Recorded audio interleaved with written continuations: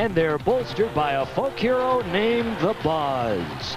3 weeks ago, the Colorado Buffaloes put themselves on the college football map again by using a little razzle-dazzle and a lot of heart to upset Nebraska. They're now 5-0 in the Big 8 with a chance to go to the Orange Bowl if they can bust the Sooner roadblock.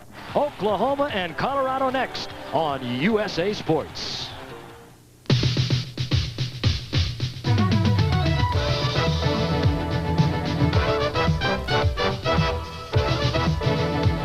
Today, number 4 ranked Oklahoma will take on the Buffaloes of Colorado.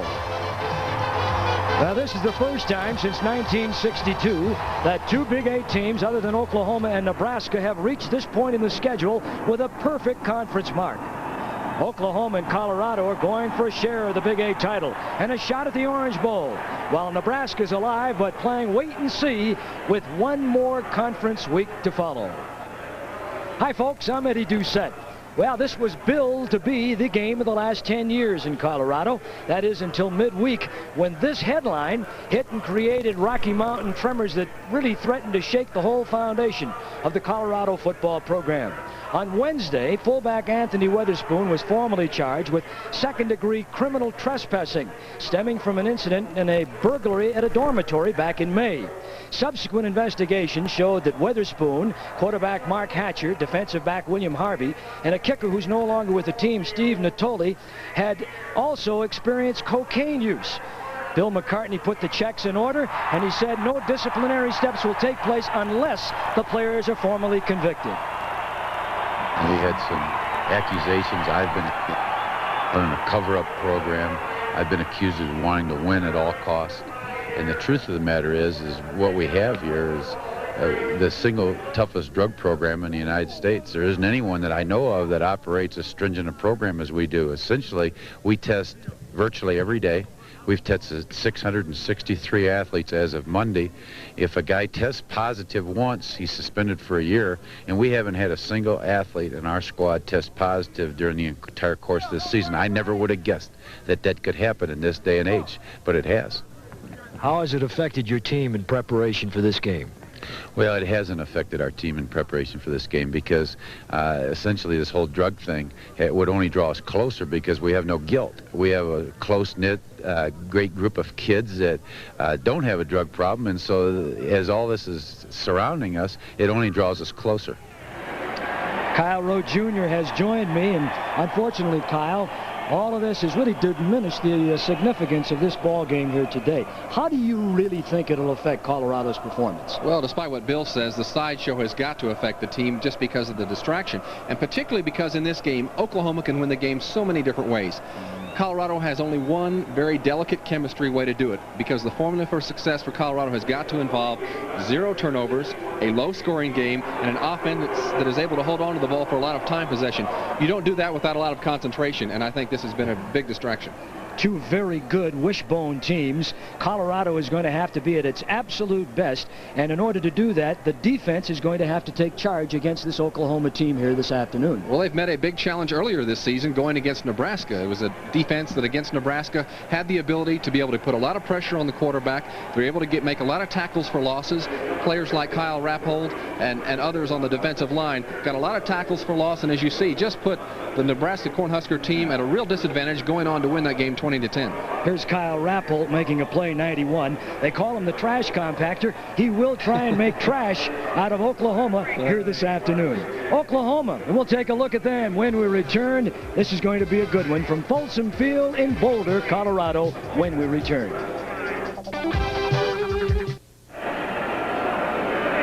It's a beautiful day in Boulder, Colorado. This is Folsom Field, and this is the scene for Oklahoma and Colorado in a share of the Big 8 title. This is going to be some football game. We keep saying that. But when you talk about Oklahoma, you're talking about the #1 offensive team and the #1 defensive team in the NCAA. They run the wishbone. There is not a more proficient or productive wishbone, and the man that triggers it all is Jamelle Holieway. And you think he's a senior, but he's only a sophomore. He's a young man that is not only their #2 rusher, but he he has backs behind him, 10 of whom, 10, average more than 5 yards per carry. So if Holieway can't do it himself, he's got a bevy in the backfield of speedy backfield runners who could do the job. And Holieway can run. In one of the games this year, he produced 173 yards rushing by himself. So Colorado's defense is going to have to be at max, and they're going to have to force turnovers. They do have an edge, however, in the kicking game. Well, the kicking game is an edge, but when you look at that OU defense, it's a defense that has not given up a point in the first quarter of the whole season. So they're going to have to do something dramatic to be able to get on top early. And I think Colorado will try and do something right out of the blocks to score first. That's very important, and they must be better than their best here this afternoon. There's a lot riding on this one. They're going for a lot of fruit, oranges, and it's just a question of who squeezes home this afternoon. We'll be right back. And the independent insurance agents who represent us for all your insurance needs, ride with Kemper. And by the makers of Tabasco brand pepper sauce. Do yourself a favor, reach for the Tabasco flavor.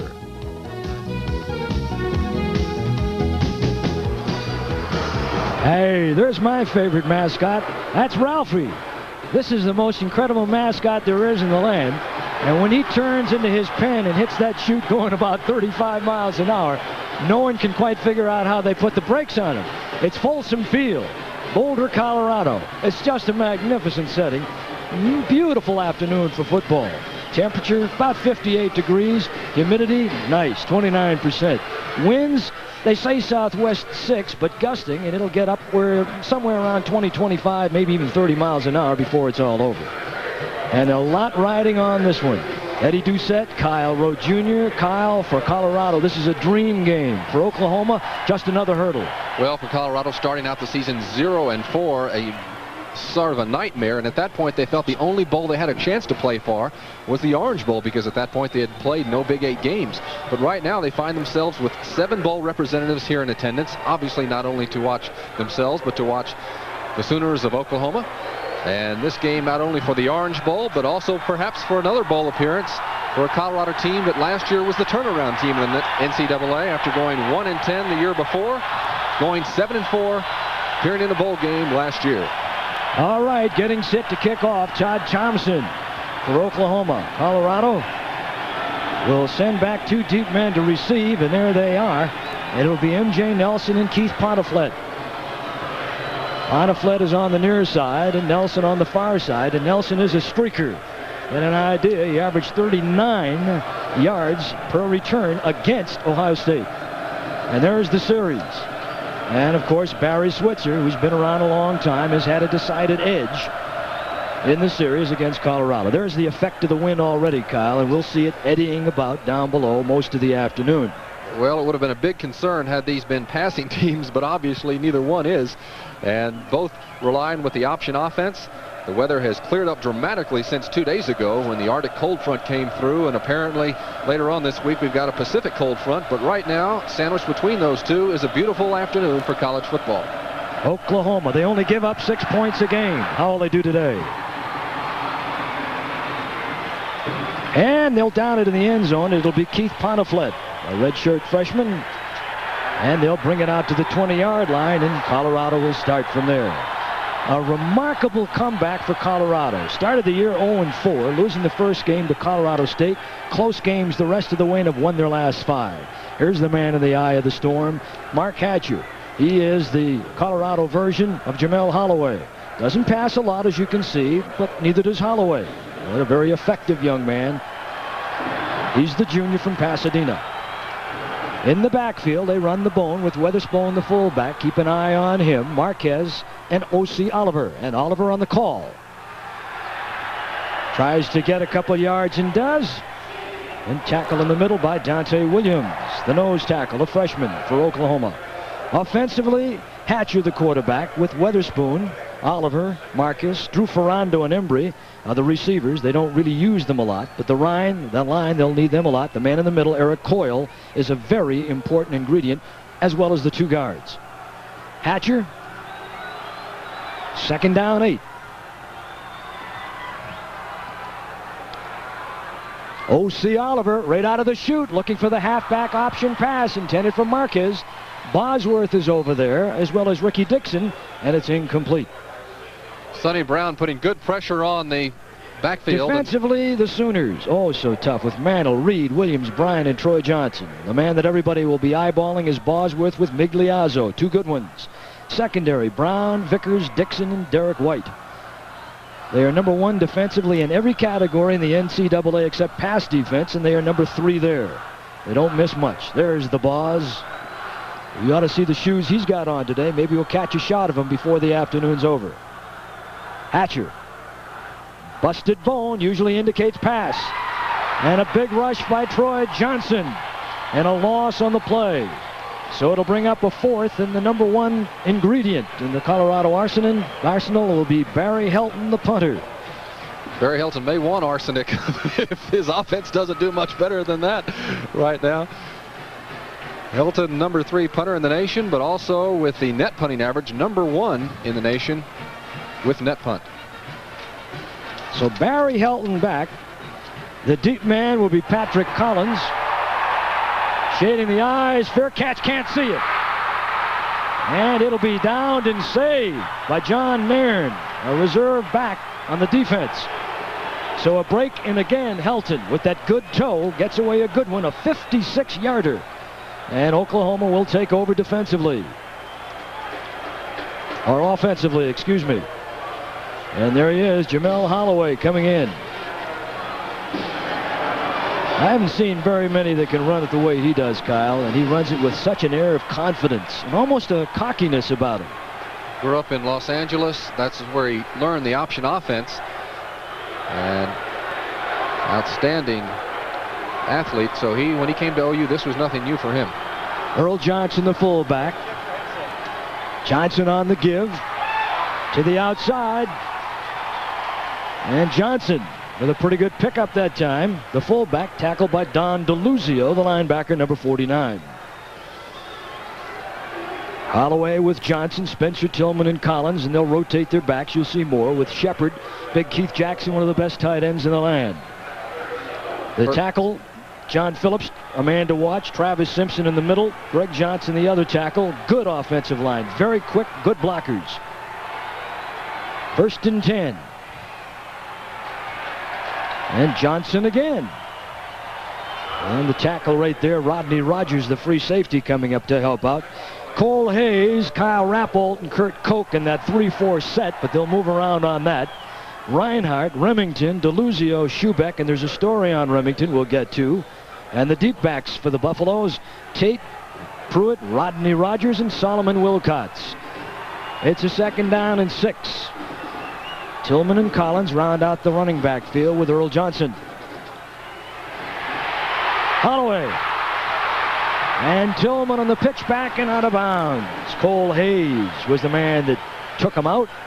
But after a pretty good pickup again, and Oklahoma rolling along all right.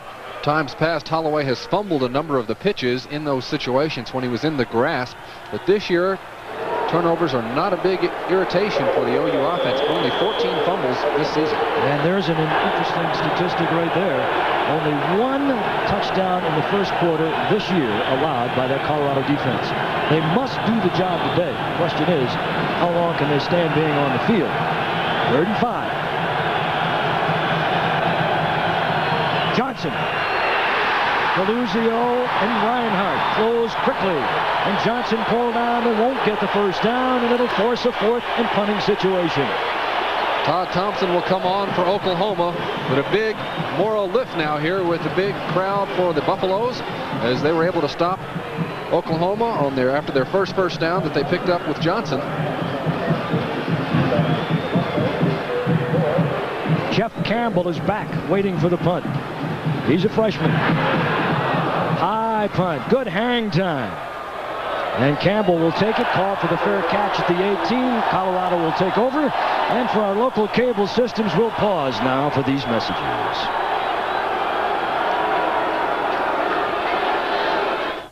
They're back. It's Folsom Field, Boulder, Colorado.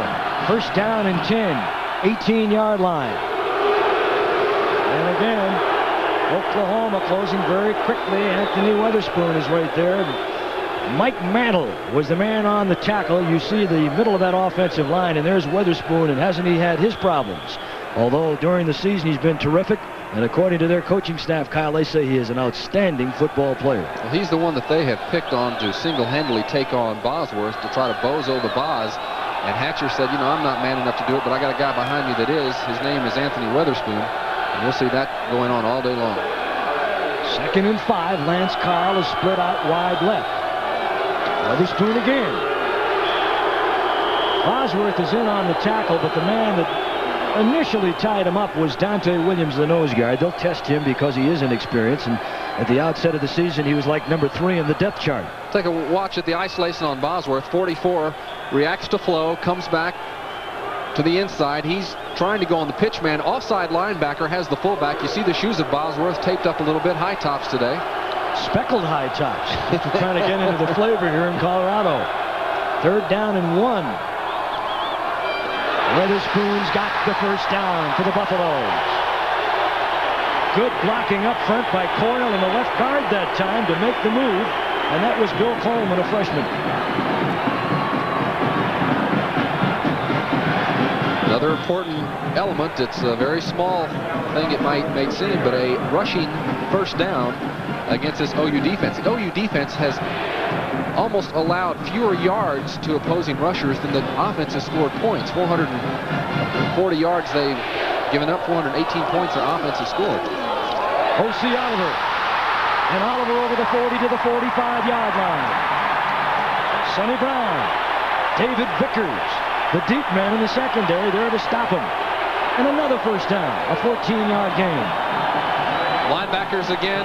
Migliazzo and Bosworth. Bosworth comes inside on the fullback dive. Terrific block by Marcus, number 20, who got Bosworth down on his knees.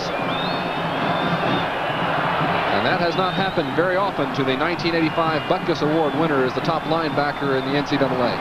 From the 44-yard line, Weatherspoon. And Anthony is tackled by Migliazzo, one of the linebackers, and with him also Steve Bryant. Richard Reed also on the bottom of the pile for Oklahoma.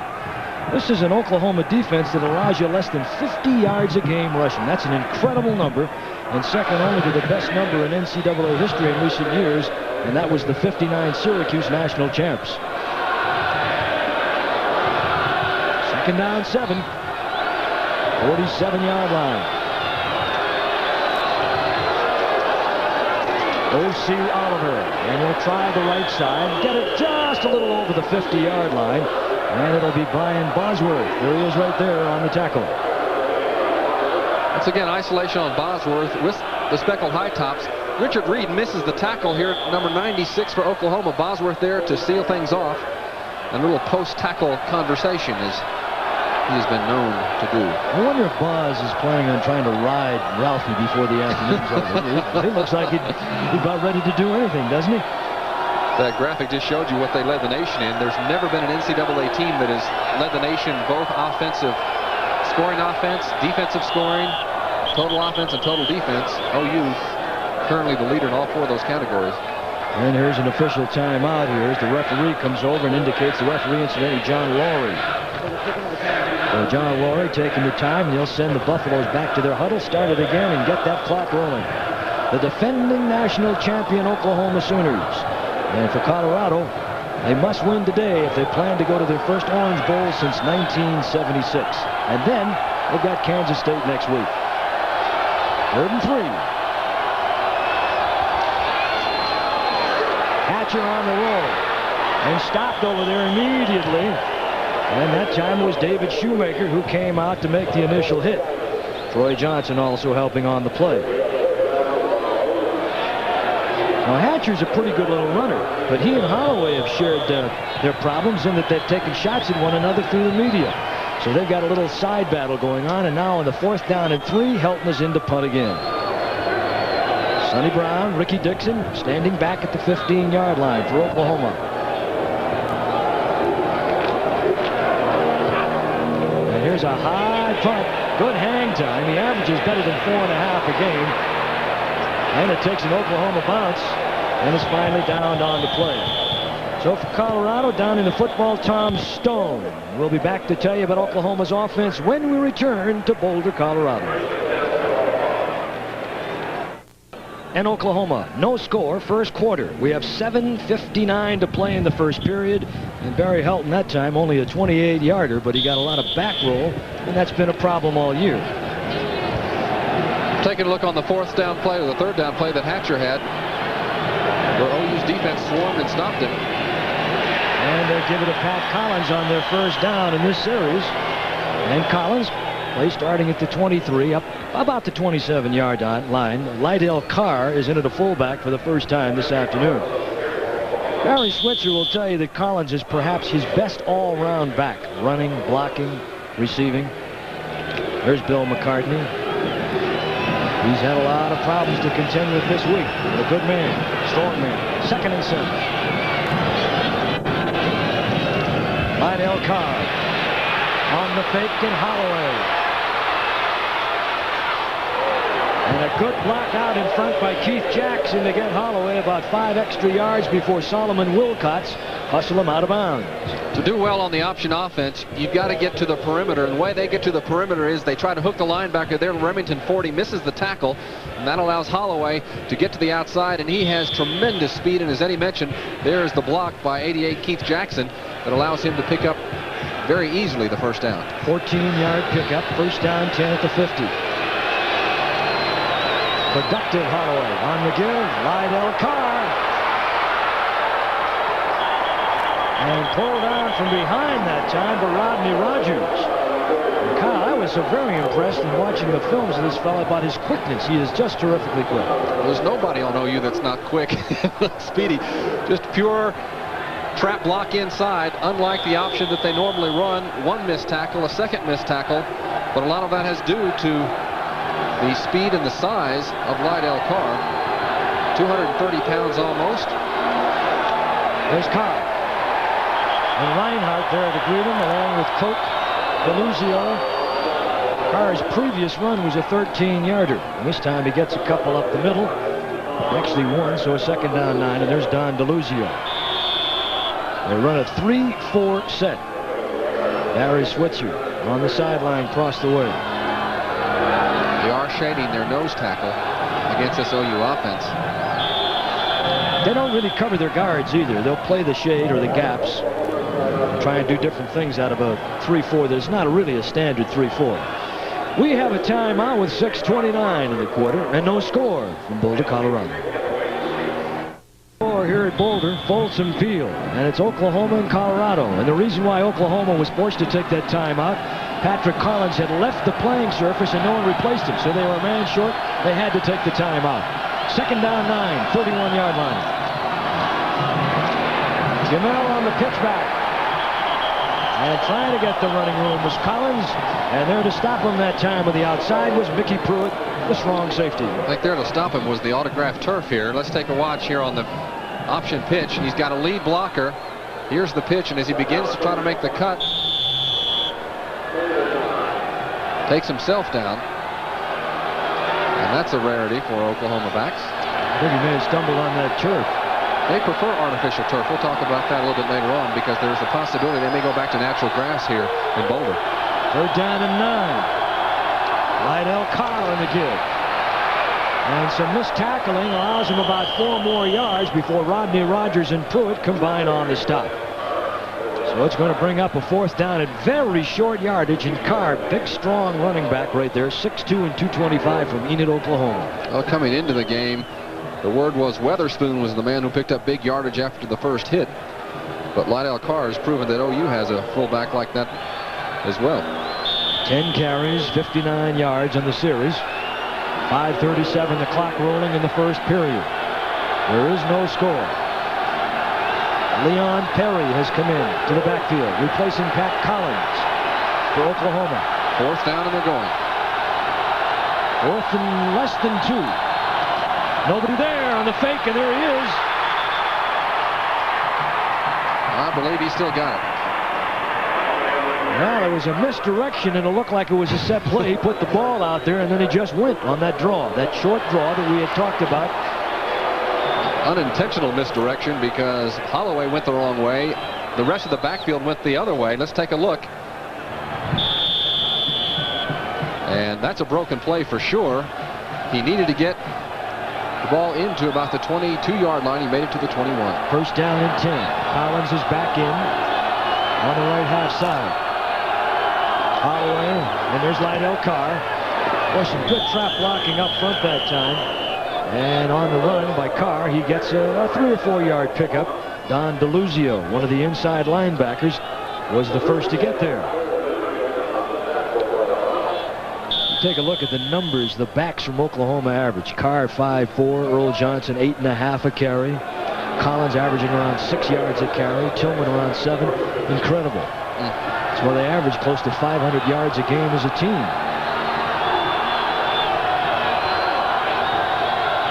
Holieway. And he doesn't get the job done. Off the fake to Carr. He keeps him stepping up in there is Barry Remington. And that's quite a story. Yeah, Remington is the guy that really made the hit. He saw, which is difficult to say for Remington. Let's take a look at the right side line. Remington going through the gap as the double team, which sets up the fullback dive for OU, is going against the defensive tackle. Remington stops the play initially, and then, of course, Kirk Koch is able to take Holieway down. Remington is a fellow that may need a corneal transplant after the season. He had an injury because of an accident, stepped on some ammonia that sprayed in his eye during the summer, and he can see very poorly out of the right eye. Pat Collins, inside the 10, touchdown, Oklahoma. And there are no flags. But there are a lot of oranges on the field that look like flags. And here they come. Referees making a decision today. They're not going to call any penalties because both teams in a position to go to the Orange Bowl. And Oklahoma scoring the first touchdown against this Colorado defense in the last 8 games. So Collins on the 17-yard scamper with 3:41 to play in the quarter, and Tim Lasher coming in, Kyle, and he has a chance to hit his 130th consecutive point after, which would tie him with Van Tiffen of Alabama for the all-time record in the NCAA annals. Well, Van Tiffen is still playing for Alabama, so he'll have a chance to gain it back. And he's made it. So Oklahoma, here in the first quarter with 3:41 to play, has taken a 7-0 lead. Take a look again. There's Rappold on the inside. It's going away from him. That's the one problem with shading your nose tackle, is that it allows the quarterback to option off and can run the option either way, go away from the nose tackle. There's Rappold, 91. He's on the wrong side of the center, and now that allows Holieway to call the option to this other side, and Collins with some nifty moves with his hips to get around the outside. Of course, as all OU backs, a lot of speed and no difficulty for him to take it into touchdown territory. We'll be back to Boulder, Colorado when we return. 1,941 at Folsom Field in Boulder, Colorado, to see who will get themselves a share of the Big 8 title and a chance to go to the Orange Bowl. Will it be Oklahoma? They're kicking off. They've just scored. Or will it be Colorado? Colorado has won 5 in a row. Oklahoma 6 straight games since they lost to Miami. There's Thompson kicking to Nelson and Powerful. And it'll be Nelson. And a good return out close to the 45-yard line. And the kicker, Thompson, was the man that made the stop.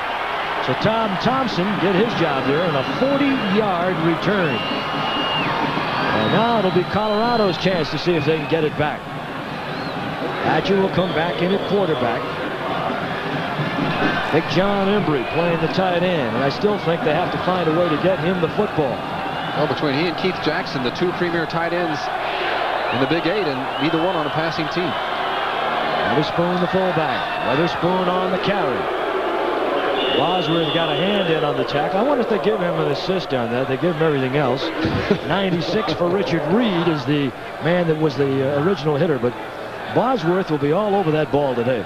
Well, they try to protect. Part of the strategy of the Oklahoma defense is protect the linebackers, and the phrase they use is to defeat the blockers at the line. They try to eliminate the offensive linemen from coming out of the linebackers if they possibly can. 2nd and 7. O.C. Oliver. Hit first by Bryan. Bosworth was there, and also Troy Johnson. Well, he can hit that hole in the hay, can't he? My goodness, 4'5", and he is a legit freshman. So we'll have him around here for quite a while. Lance Carl has come out of the game now for Colorado.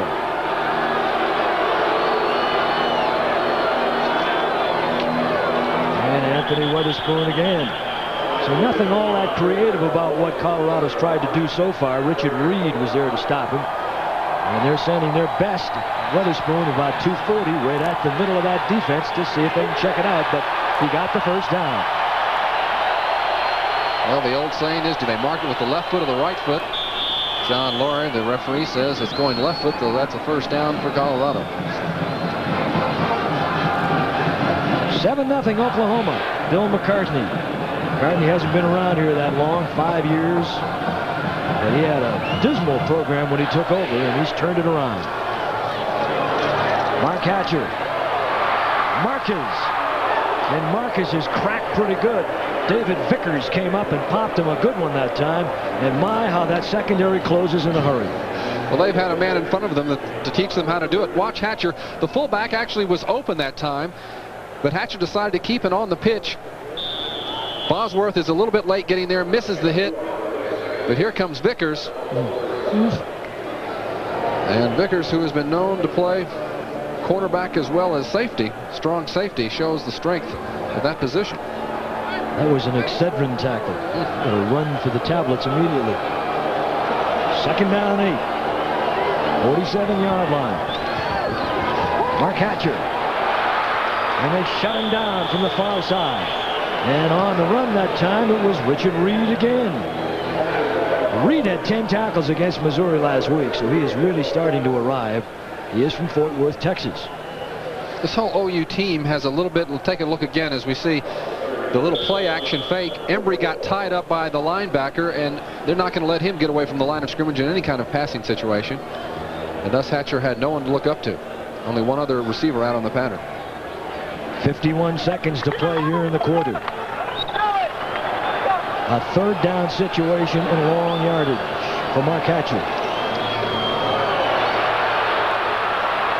And JoJo Collins tries to get it out close to the 50 and comes up short. O.C. Oliver, and as he does, Ricky Dixon moves in. So there's Oliver. He's a freshman from Houston, and Kyle, they say that this fellow here wanted to play so badly that he came here because they promised him an opportunity, and he has been able to perform. Ricky Dixon, Sonny Brown, they're back deep. Barry Helton to punt. Oh, look at this one. Well, Helton got upset last time. Last time he had the punt that hit on the 10-yard line. His team did not cover it. He lost about another 10 yards as it backed up towards him. And Helton this time made no mistake. Perhaps out of frustration, did not kick the ball as accurately as he wanted in an easy touchback. 52-yarder, so Oklahoma will bring it out to the 20-yard line. Helton's really had a lot of success this year, keeping the ball inside the 20-yard line on punts. And that's a big ingredient for a defense. You put them back inside that 20 about 70+% of the time he's been there, but that time, as you said, he just let it fly. He's so flexible. He can give you the hang time if you want that. He can give you distance if you want that. He can give you accuracy if you want that. Stafford and Perry are the halfbacks, and here's the reverse. The tight end, Keith Jackson. And out of bounds at the 34-yard line. So they run the reverse with the big tight end, and David Tate was there, but Jackson got good yards, about 14. You would think of Colorado as the team that needs to run so-called trick plays, but this has been a bread and butter play for the OU Sooners to try to avoid flow control of defensives trying to read their option flow. And that'll keep people more honest. And so that'll end the first quarter. Oklahoma 7 and Colorado nothing. Played one quarter from Folsom Field here in Boulder, Colorado. A very large game for both teams. Nebraska, of course, still with an opportunity, but Nebraska's got to play Oklahoma next week. Colorado has Kansas State. So a lot determined here by the outcome of this game here today. Colorado has to win the ball game. And, of course, Oklahoma with no easy task ahead of him, and Jamelle Holieway, who has moved his club so far for 92 yards in the first quarter, is sitting on top of a 7-0 lead. They've got another hurdle next week. It's not as if Colorado was difficult enough. Of course, they have to play Nebraska.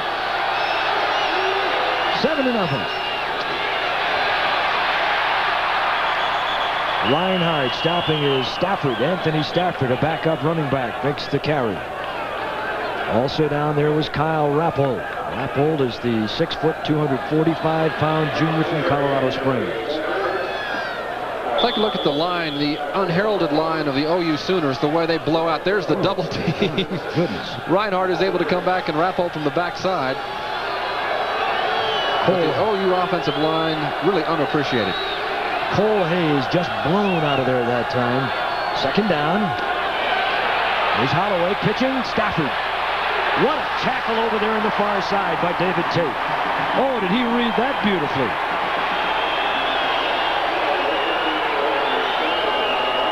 Trap option for OU. We'll see the trap move.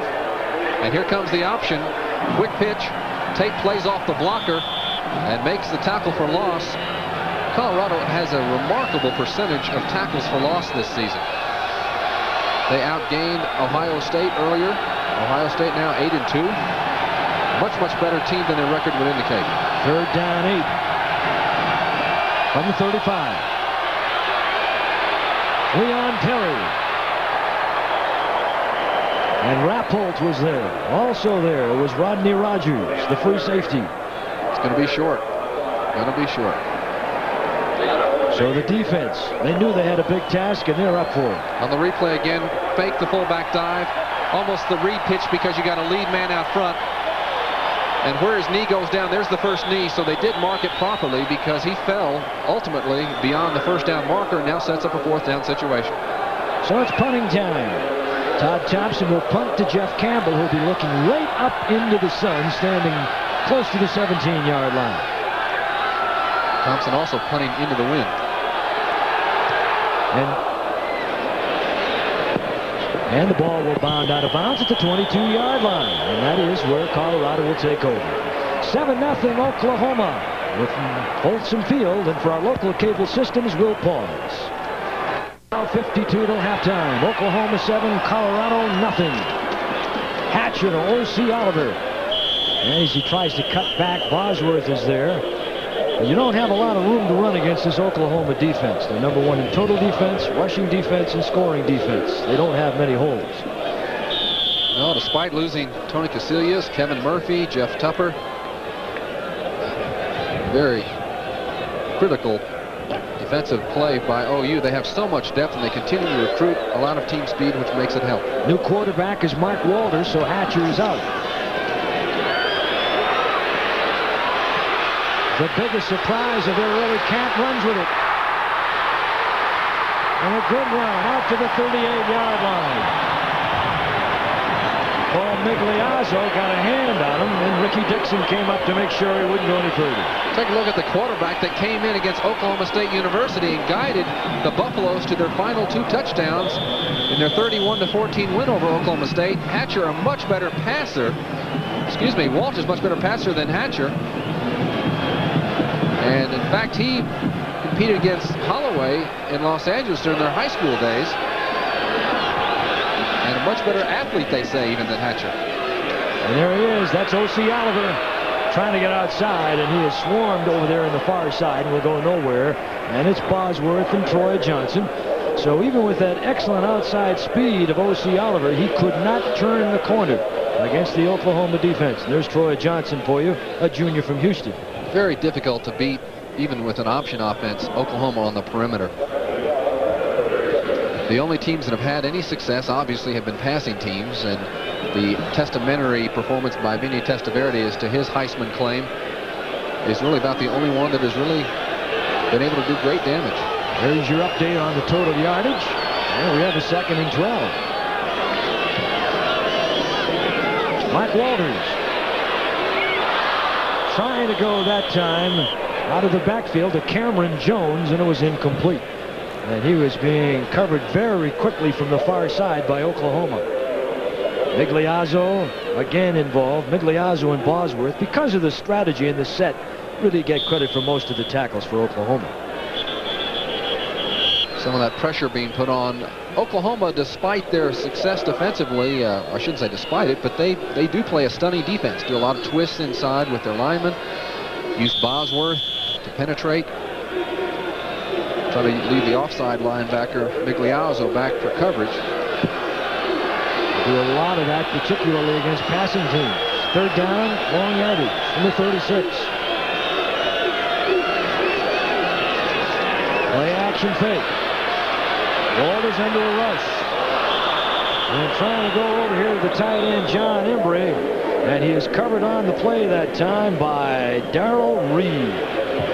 Darrell Reed, a very important factor for Oklahoma defensively, who is just coming back off a knee surgery. This is his first game. So now you see Barry Helton averaging about 46 yards a kick. Net average right around 43. Sonny Brown and Dixon are back. There's Pat Collins also. Back a little deeper, so they have 3 men back.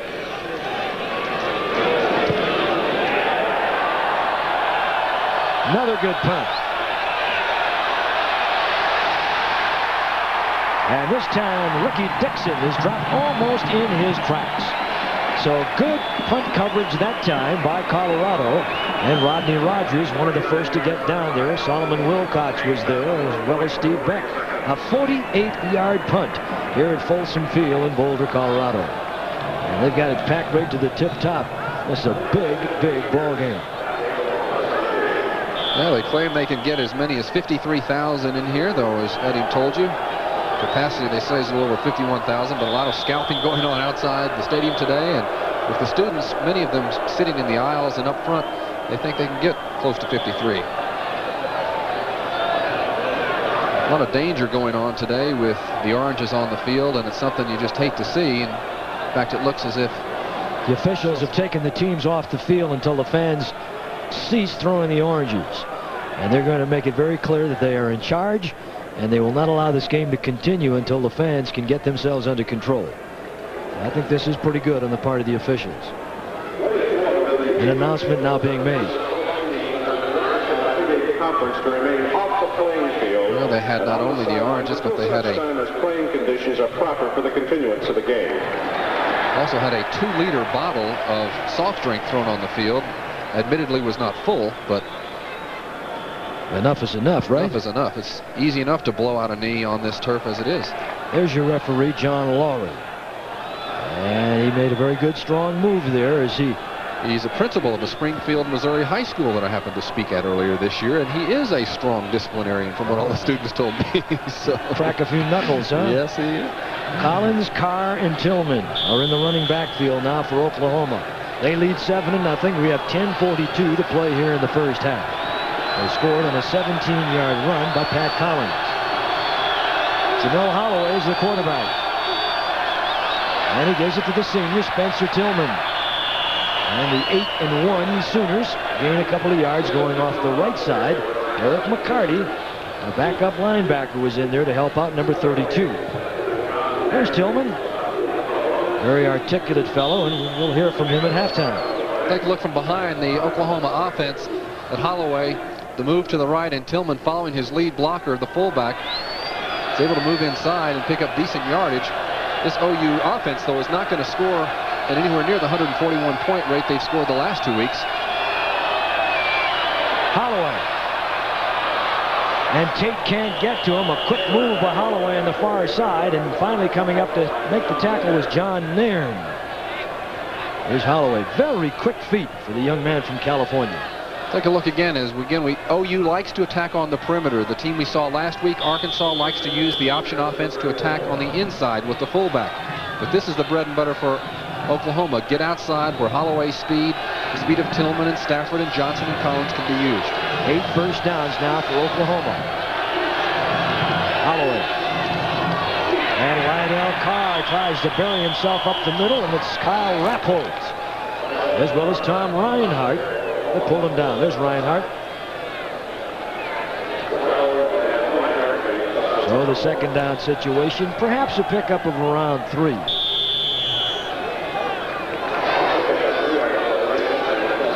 Littleton, Colorado, and the brother of Ed Reinhardt, who played here before, was seriously injured a couple of years ago, and now is rehabilitated.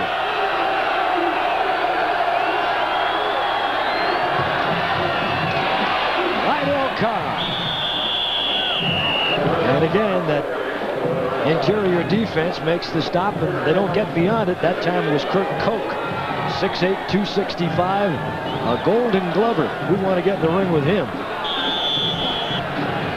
Here's Lydell Carr. We haven't seen too much of Earl Johnson since the first series. Carr was the starter. Johnson, with 2 strong weeks back-to-back, the last 2, had unseated him, and now it's Carr back in there. 3rd and 2. Carr again, not enough for the first down. Tracked right at the line of scrimmage, and it's Koch. And coming up to help, Eric McCarty. What a read by the linebacker McCarty to force a 4th down. Well, McCarty and DeLuzio rotate out that Eagle linebacker position, and he read the gap, filled the gap, made the guess, and that's what this Colorado defense has decided to start trying to do. Make some guesses, take a little bit higher risk defense to get some stops for losses. So Todd Thompson will come in to punt, and Jeff Campbell standing at the 13-yard line, and it's a beauty. And it bounces inside the 5, and it'll be down to the 2. How's that for a break? Wow. Well, Campbell did what he had to do. He cleared out of there once it was inside the 10. But the ball kicked back. Oklahoma gains, or I should say, downs the ball at the 2, and it's a 52-yard punt. It's 7-0 Sooners from Boulder, Colorado on USA. It is 7-0 Oklahoma. And we have 7:55 to play here in the first half from Folsom Field in Boulder, Colorado. And they'll be starting play from just outside the 1, right around the 1-yard line on a terrific punt that time by Thompson, the punter for Oklahoma. And of course, Barry Switzer was concerned about his punting game, but that's what it is. And they'll just try and get up the middle and fumble it. You don't see that happen very often for Colorado, and Oklahoma has recovered. Wow, what a big play right there. Up off the bottom of the stack that time was Mike Mantle from Miami, Oklahoma. And there he is. Second cousin of Mickey Mantle. Let's take a look. It's to Weatherspoon, 44 on the dive. They kind of run into one another. One of the changes with Walters not having as much experience as Hatcher would in this option offense. And Walters, a freshman, bumps into Witherspoon and causes the fumble. And boy, don't you know, McCartney wishes Hatcher were in there running this option at that point. We don't know if Hatcher's injured or not. Haven't received a word. Carr, Tillman, and Perry come into the backfield for Oklahoma. So exactly what Colorado had hoped to do, in that they were hoping to force Oklahoma turnovers, and have committed themselves, and now are in big trouble down at the 2-yard line. And Lydell Carr diving, and he's got the touchdown. So Lydell Carr from the 2, and Oklahoma has taken advantage of the turnover and converted, and now lead it 13-0. Not much of an opportunity for the Colorado defense to get much help. The offensive line of OU scores a touchdown. Carr in the air cleared the plane, even though he was knocked back by the Colorado defense. But both linesmen were very clear with their call. There's the man that scored the touchdown, now getting ready to protect for the extra point. And coming in to kick it is Lasher, and Lasher's got another one. So he has 131 in succession, and there's the buzz. This team leading 14-0. We have 7:44 to play in the half. In Boulder, Colorado and Oklahoma, and the Sooners are on top 14-0. The number 4 rated team in the nation, showing you how you take advantage of an opportunity on a turnover by driving it in on the very first play. They'll kick off right now. Standing back is Nelson on one side and Poniflet on the other. And it'll be Todd Thompson, who is now calling time momentarily. He wants to check the football, now backs off. I think he thinks that it's going to be blown over because that wind is swirling about pretty good down there. Tough ball to handle right there. And that is Poniflet. He cuts back, finds a seam, and goes to the 25. And trying to wrestle him down right there is number 41 for Oklahoma, and that is Richard Dillon. We'll take a look at the fumble that led once again to the Oklahoma touchdown. Watch the quarterback, Mark Walters and Witherspoon, bump into one another. That causes the fumble and set up the next 7 points for the Sooners. Walters knew as soon as that occurred that the ball was on the ground, but the Sooners were there as well. Hatcher is back in at quarterback now. Oliver, Witherspoon, and Cam Jones are the running backs. And Witherspoon this time cracking over the left guard. 44 against 44, a little pushing match going on after the play as Bosworth was being pushed around a little bit by Cameron Jones. As we mentioned, Mark Hatcher is the quarterback. Carl has come in at a wideout. Migliazzo has been replaced by Dante Jones at a linebacker position for the Sooners. 2nd and 5. And it's Anthony Witherspoon again. And this time Dante got a hand in on him, 6'2" linebacker from Dallas. And you don't hear much about Dante Jones, but Switzer is always first to mention him when he talks about his linebackers. He said this fella can really play and you never hear of him. With an option offense, one way to run away from someone like Bosworth is to run the option in his direction, because he has the quarterback in that set, and the offside linebacker, Dante Jones, has the fullback pitch, and there again are those. Aren't those nifty? Are those ostrich high tops, or what are they? They need 2. And Hatcher tries to slice inside, but look at all those white jerseys. Bosworth will be under there somewhere. In fact, there he is, already standing. He has the quarterback on that pitch. He's the leading tackler on their team. A big question with Bosworth is, will he turn pro after this year? Here's a look at Boz, side to side, good lateral movement. Now he'll step up. There's the quarterback inside, and the first hit. Also gets some pretty good help from his teammates. What do you think, Kyle? He's eligible with his class to graduate this year. He has 1 year of eligibility remaining, however, for football. Will he stay? Oh, I know what the agents are telling him. I think if they win the national championship this year, he'll leave. Yeah. First down, so Hatcher with some pretty good running there when he needed it, got it. And the ball at the 36-yard line. Troy Wolf has now come in at a tight end. But then again, when you talk about Boz, he always does the unpredictable just because it's unpredictable. So you never know. Ferrando now suddenly coming on to replace Wolf. So Wolf didn't last too long. 1st and 10 at the 36-yard line. And the second man through on the give that time was O.C. Oliver. Oliver from Houston, stopped by Darrell Reed. Another guy from Texas. There's Bosworth with Reed. Well, that is some defense, isn't it? 49 yards on an average is what they allow per rushing game. Oof.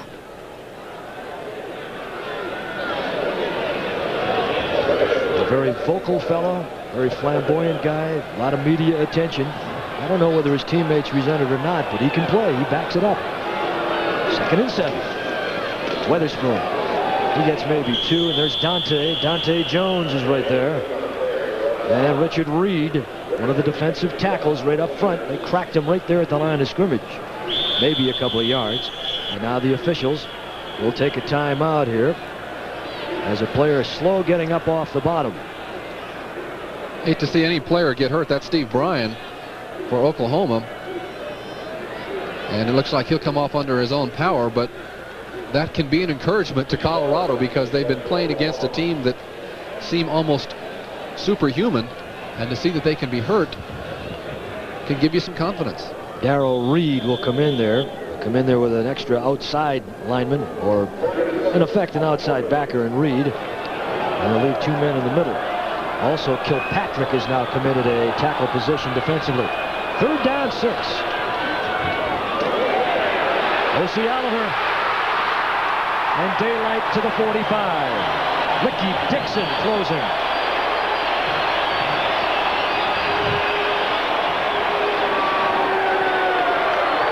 And the Buffalo hopefuls had something to cheer about on a 15-yard run. I'll show you the crossbuck angle as Hatcher, flow goes one way, Weatherspoon goes one way. There's the cross, and now you see the shifty moves of O.C. Oliver, who's Great opportunity to be freshman newcomer of the year. Here's some of the blocking. Oh, there it was very quickly. And now we're back to live action. And O.C. Oliver on the carry up the middle, stopped by Ricky Dixon after he picks up a couple of yards. Now we bring on a second down situation. Bryan, who was hurt, is back in there now for Oklahoma, so he's all right. And any guy from Broken Arrow, Oklahoma's got to be tough, right? Cam Jones, number 26 for Colorado. You saw him a moment ago. Carrying the ball, trying to do some rallying of the troops as well. Oliver, incidentally, averaging a little over 5 yards a carry. Now a mix-up in the backfield offensively. Weatherspoon, the fullback. Second down. And the Spoon trying to drive in. And you hear the crowd going Spoon.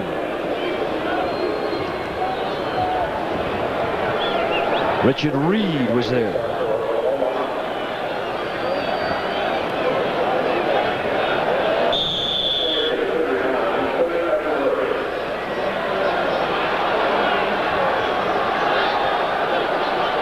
Sam Smith has come in now for Colorado in the backfield. Lance Carl is also in at a wide receiver on the third down, and Colorado 3 for 5 in their last third down conversion attempts. Trick play. Hatcher, and it's intercepted. Sonny Brown. And out of bounds at the 50-yard line. Colorado rushing the trick play, and it's intercepted by Oklahoma, their 17th interception of the year. Well, we've spoken of turnovers as being a key. Here's the pitch on the inside and the throw back. Smith throws it back to Hatcher, and Hatcher has a man open but overthrows him, which allows number 8 Sonny Brown to come over the top and pick it off. Talked about touch. Mark Walters, who's number 8, the backup quarterback for Colorado, has a better passing touch. Hatcher, the better runner. And now we've had the passing quarterback cause a fumble. We've had the running quarterback throw an interception. And another fumble. And it's recovered right there by Leon Perry. Mickey Pruitt was there in case he couldn't get a hand on it. Reinhardt in on the rush. One more look. Holloway having to go deep as good penetration is being obtained by that Colorado defense. And that's Tom Reinhardt who put the pressure on.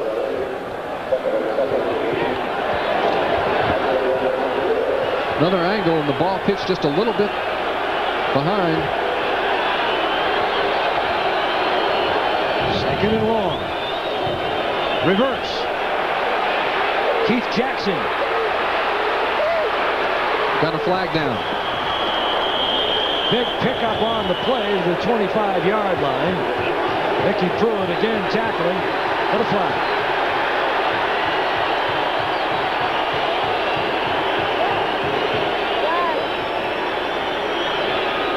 So Jackson from Little Rock, one that got away from the University of Arkansas. And the junior now averaging good yards in that reverse.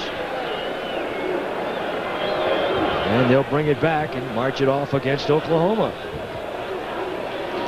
Actually, they're supposed to go from the previous spot, not from the point of the foul, so should be right at the 30-yard line. The referee.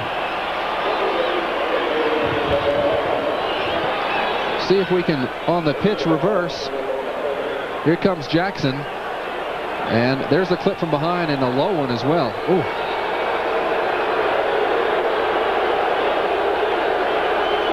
That's a nice gain and looks pretty good. Pretty nice stiff arm by Jackson. All the way back. Two split ends have come into the game now for Oklahoma. Cavanis and Shepard. Time remaining in the first half.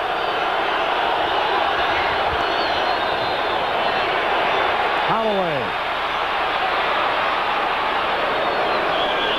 And Rappolt was over there, as well as Tate and Rodney Rogers. And he's still a long way away from that first down. Third down coming up. Still leave it about 3rd and 17. How often have you seen OU in a 2nd and 31 situation? Keith Jackson limping off the field, Kyle. He was evidently hit in the leg, kicked in the leg, and he's coming off. We'll keep an eye on that one for you. Also, Stafford has come out of there for Oklahoma. Third down, long. Collins and Johnson in the broken bone, the running backs.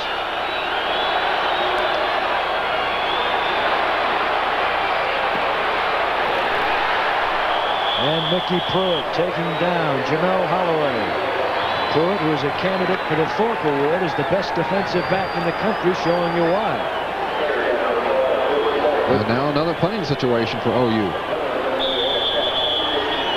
Lots of punts so far here today. And Todd Thompson coming in to make his fifth punt of the afternoon.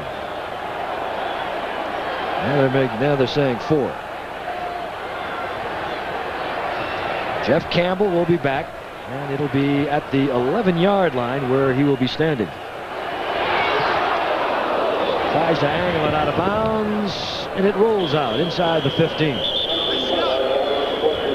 So he knew exactly what he was doing. It wasn't a pretty one, but effective. 14-0 Colorado on USA. Hello. Potential spotlight. We'll take a look at the reemergence of Oklahoma's Spencer Tillman. Spotlight Temple University's little big man Paul Palmer. Review our first half highlight stats and more coming up at halftime, and we are 37 seconds away. Weatherspoon and to the 18 and no more. Bosworth and Migliazzo with the stoppers.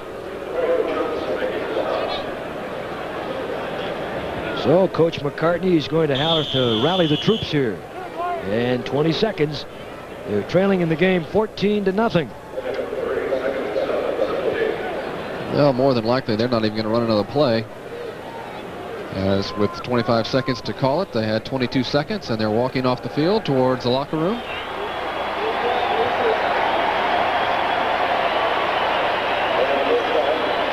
So that's it. The end of the first half. Kind of an undramatic finish to the first half of football here, with the Oklahoma Sooners taking advantage of a couple of turnovers and in particular the one at the 2-yard line. And as far as our Prudential first half spotlight, Oklahoma leading 14-0. The spotlight, of course, being brought to you by the Prudential, offering a full range of insurance and other financial services. The first Oklahoma score was an exciting one, and that meant that Pat Collins got a chance to put himself to work from 17 yards out. After an exchange of punts, this was the first opportunity that OU had to get into Colorado territory, and he picked it up 17 steps from the line of scrimmage, and Collins showing the shifty hips and the speed that is a trademark of OU backs. They added another one after a turnover. The point afters were good, and now at halftime it's 14-0. Colorado nothing, and you have already seen you can't give Oklahoma an opportunity on a turnover at the 2 without them taking advantage. Also, their offensive line has been sensational and something to keep an eye on during the second half. Spencer Tillman has experienced the highs and the lows during his football career at Oklahoma, but through it all he has remained optimistic about where he's going. A very articulate Spencer Tillman. 1983 was when the college football world got its first glimpse of a blazing blur named Spencer Tillman. It was apparent from the first that his speed was matched only by his power. It translated into an impressive freshman campaign, including Big 8 Offensive Newcomer of the Year honors and an Oklahoma freshman rushing record that still stands. There were injuries in '84, and just when things started to turn around in '85, it happened again. This time, a severe hamstring pull sidelined Tillman for the majority of the season. He rushed for only 242 yards that year, well under his '83 production, but it also left him with a maturity that has helped him in '86. It's kind of unfortunate that injuries happen, but it's a part of the game, and I don't care how much you try to adjust to it through other people telling you and constantly warning you against injury. When it finally happens and it hits home, it's a little different and difficult to cope with. But Tillman has coped with those injuries and has set realistic goals for his football future. I personally am not looking forward to, say, 2,000 yard, 1,600 yard season. I want to play consistently throughout the whole season. That's the whole key. If I can do that and stay consistent and convince some pro scouts possibly that I am a capable athlete of maintaining my stamina over a prolonged period of time, then I think everything will work out all right. Though Tillman has missed prime college years, he remains optimistic because he sees life's problems as opportunities. That's what life is all about, accepting new challenges and coping with problems, in my case, injury. I'm looking forward to it. interesting fellow. We have 14-0 as our score at halftime. Oklahoma over Colorado. When we come back, we'll see another interesting young talent. His name is Paul Palmer. When we return to Boulder, Colorado. Nothing at halftime. We're at Boulder, Colorado, and this is Folsom Field, and the bands, of course, are entertaining. You know, with the 1986 college football season drawing to a close, it's apparent Miami's Vinny Testaverde has a lock on the Heisman Trophy. But there's a running back from a small inner-city school in Philadelphia who's put together some real good numbers. And who knows, in another year, he just might have attracted more notice. His name, Paul Palmer. Until recently, Bill Cosby was Temple's most notable athlete. Well, one step to the right, Cos, because it's time for a tailback named Boo Boo. They pitch out to Collins. Pat Collins, number 33, and the perimeter attack of the Oklahoma Sooners continues to be devastating here in the Big 8 and all throughout the NCAA. Barry Helton is known as a great punter, but we saw some good punting by the Oklahoma side. Todd Thompson put this one down on the 1-yard line. And as the nose of the football turned over, it hit about the 1, popped right back, and was covered by the Oklahoma punt coverage team. That put Colorado in a hole, and right after that, the so-called passing quarterback gave up the fumble that set up this Oklahoma touchdown for Oklahoma to make it 14-0 Lydell Carr with the 1-yard leap. And finally, Sonny Brown with an interception for the Sooners, as Hatcher came back in the game for Colorado at quarterback. Here, overthrowing a wide-open man, Brown with the interception. And Oklahoma able to take the ball down and kill off enough time to maintain their 14-0 lead. Other than that turnover at the 1-yard line, though, Eddie, a very good first Statistically, half. Here's the way it looks, Kyle. First downs, as you can see, Oklahoma with an edge. Oklahoma with a big edge in the rushing. Neither team has any passing yards at this point, total yards. And as far as attempts are concerned, at least Colorado's tried to pass. Oklahoma hasn't even done that. And only one penalty in the ball game and the 2 turnovers that you mentioned on the part of Colorado. So everything is pretty much true to form so far, including Ralphie, the mascot that we just saw walking off the field. But it's going to have to be a difficult situation for Colorado to come against a team that is just almost perfect in their execution, and their offensive line has been a thing of beauty here in the first half. I've been impressed, though, with 2 things for Colorado. One is that they've been able to move the ball on the ground against this OU defense. 95 yards they've picked up. As you've mentioned several times, OU normally only gives up 48 yards per game average. They picked up 95 in the first half, Colorado offense did. And they did have good time of possession, holding on to the ball about 5 minutes more than Oklahoma, but it was the 2 turnovers, and we talked about the formula. The formula, low-scoring game, no turnovers, a lot of offensive time possession. The turnovers is what's done in Colorado up to this point. What has impressed me, in addition to the way the offensive line is moving off the ball, has been the fact that we had heard that Oklahoma did not have much of a punting game. And this afternoon, whether they've taken advantage of the wind or not, I don't know. But so far, Thompson has been terrific in the punting game here this afternoon, and he's put Colorado back deep. And, of course, that was the reason why they forced that big turnover. All right, next week, we'll have an exciting game for you on USA College Football 86. At this time, we don't know exactly what it's going to be, but we know we've got a couple of good ones lined up for you, and it will be depending on the outcome of a couple of games this afternoon. So we advise you to check your local listings and find out as we go what we will be bringing to you live next week on College Football 86. Oklahoma 14, Colorado nothing. We're live from Boulder, Colorado. My husband's a... There's a feeling you get only in a Jeep.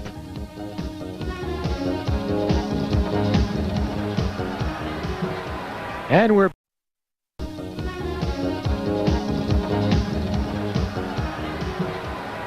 back. Eddie Doucette, Kyle Rote Jr. Kyle, some interesting things are happening here as we prepare to kick off for the second half. Well, OU, having the deferred choice in the second half, elects to kick off. And I imagine it's because they just want to prove one more time to our television audience as well as to the Colorado Buffaloes that their defense can stop them. And rather than take the ball, that's a little bit unusual, but when you've got a great defense, it's often done. So Thomason will kick off again. There he is, teeing the ball up on the 35-yard line. Nelson and Poniflet will stand back in twin safety. For Colorado, Nelson on the far side, Poniflet on the near side. Do you think Barry Switzer was completely in tune with that decision? He didn't look real happy about it. Coming off the field, I think he felt one of his captains made the wrong choice because they'd elected to defend a particular end of the field so they'd have the wind at the fourth quarter. Many times when you got 4 captains out there trying to make decisions, you can get some confusion. Fortunately, he has the kind of team that generally is able to overcome choices if that was indeed a mistaken choice. Here's the Colorado bench, defending national champs. Keith Potiflet. Well, they kicked into the wind. He got a little help that time, didn't he? This thing is swirling. Oh, I don't know. 2 minutes ago, it was blowing out of the south to the north. Now we look at the tapes on top of the goalpost. It looks like it's swirling back towards out of the north.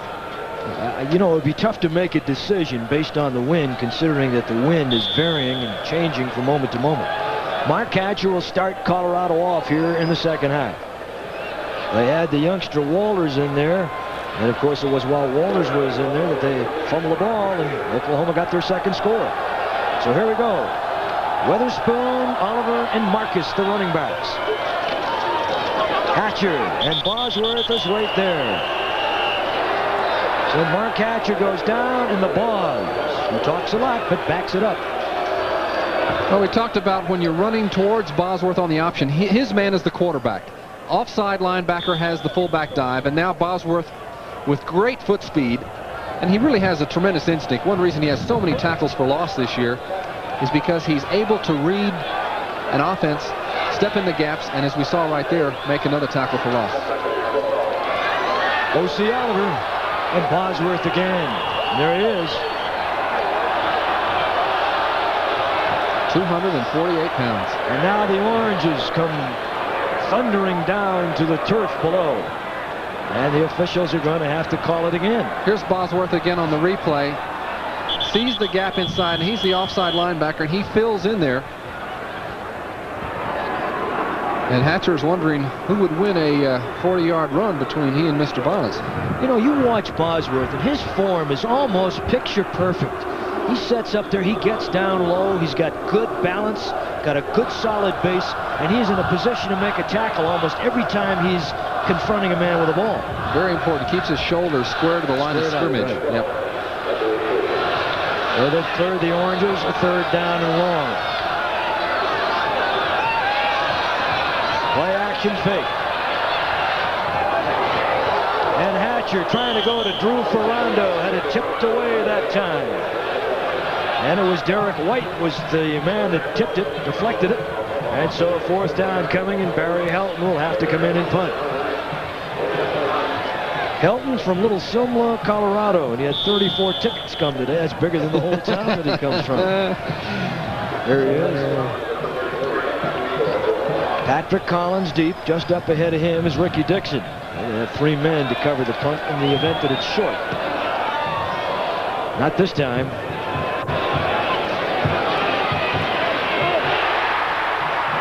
And a big hit right there. Steve Beck. Wow, the captain of the special teams on a 47-yard Helton punt, and Beck with a big crack. And so Oklahoma will take over at about 33. One more look at Helton. This one doesn't nose over. And Oklahoma they have the return on. They've got 2 front men trying to stop the penetration, but how about that shot? There's Beck. And that's his job. Johnson, Tillman, Collins. The running backs and flags and whistles. We haven't had a lot of those. Only 1 penalty in the entire first half, that by Oklahoma. But they stopped it right there. And a procedure call coming up against Oklahoma. Well, that's a 5-yarder. It'll move it back and make it 1st and 15. See the move on the front line for Oklahoma, being their right guard, Anthony Phillips, and he's the one that makes the move. It gets the yellow flag. Carl Cabanis has come in as a split receiver. First down 15, ball at the 28-yard line. Jamelle Holieway is the quarterback. Earl Johnson the fullback. And it's a fake to Johnson and Holieway. And they shut him down immediately. Tom DeLuzio. He was there. Barry Remington was there. And on the bottom of it was Rodney Rogers. Rogers closing in from the free safety spot. That one defended about as well as you can do defensively. They stopped the fullback dive. We'll see the block down for Oklahoma, trying to get against Remington, number 40. He spins out of the block by Greg Johnson, 75. And as they continue to play off blocks, another good job done by Darren Schubeck, number 90, to turn Holieway back in. Second long yardage. DeLuzio almost got Holieway, and he broke it. And Rodney Rogers at the 50-yard line. Slowed him up, and he stumbled to a stop. Difficult to believe that a 180-pound quarterback can stiff-arm a defensive end and get away with it. Here's Holieway, gets to the outside. And here's Tom Reinhardt, who gets a stiff arm. And Holieway continues to pick up big yardage. Their number one rusher is the quarterback. 21 yards on the carry. That's Earl Johnson. Earl had over 200 yards a couple weeks ago against Kansas. And DeLuzio made the stop. And somebody down and on the ground hurt. Should be Cole Hayes. Well, Hayes has been taking some tremendous shots from the offensive line. Here's Reinhardt. There's Cole Hayes on the double team, and he's already down. He'll spin back up, and as he turns around, hello, gets hit on the side of the helmet. That's a 3-on-1. That was a good recovery against Oklahoma by the redshirt freshman, but watching him in the first half, they were literally blowing him off that line 3 to 5 yards, man, coming at him hard. We talked about there being the perhaps unappreciated offensive line of Oklahoma, and particularly when you double team, it's almost impossible to beat it. We'll be back with more. It's 14-0 Oklahoma. On the first carry here after the break right there, and in on the tackle again, Reinhardt and Rodney Rogers. They're trying to hook Reinhardt. This time Reinhardt is not hooked. And as he goes to the outside, we'll see him play off the block. There's he's playing off the block and makes the tackle. Keith Jackson, all-conference tight end, unable to make the block on Reinhardt. Young man that we've seen and heard about this afternoon, Tom Reinhardt. He's just a sophomore. And now it's a third down. Pretty good yardage from the 46. Single set. And that's Earl Johnson. Barry Remington, inside linebacker, was there. And it'll be a fourth down and about 3 yards coming up. There are the goggles that Remington has to wear. Rappold gets hurt here. Let's see if we can see how it happens. Again, he's playing shade. He gets hit down by the guard, and they're pulling to trap out. It's Greg Johnson. Good tackle, though he doesn't wrap him up, but still short to create the fourth down. Todd Thompson is in to punt. Standing at the 10-yard line is Jeff Campbell. There's Thompson into the sun, wants hang time. Campbell runs away from it, and down they are again, inside, and about the 7-yard line. So two terrific punts by Oklahoma, and playing a Colorado-style football game. And it's Oklahoma 14, Colorado nothing, with 10:26 in the third period. Known as the Bogs. Quoted this week as saying, I don't see them scoring unless it's on a trick play. We're going to take another look at the punt here by number 91, Todd Thompson, the sophomore who was pretty much unheralded coming in, but he's had 2 of his punts stopped within the 10-yard line. This one at the 6-yard line, which is where the Buffaloes will start. Had one in the first half, stop at the 1. Strategically located, averaging 38 yards a punt. And on the carry that time, Colorado just trying to get some running rooms, and that was Weatherspoon. And the big fullback, who has had off-the-field problems, stopped at the line of scrimmage. Well, he had an on-the-field problem that time. He got stood up by Bosworth, and on the offside, what they were doing like rabbit punches in a boxing ring, as Bosworth's teammates came in and added to the pressure. Well, he makes a believer out of you, doesn't he? Yeah. Bosworth is legit. Second down, 7-yard line. They gained 1 on the last carry. Fake. The keep. And Hatcher to the 20-yard line. Vickers and Nixon. OU playing the keys. Watch. Bosworth takes a false step because he's going with the fullback. Key, that's his key off the line.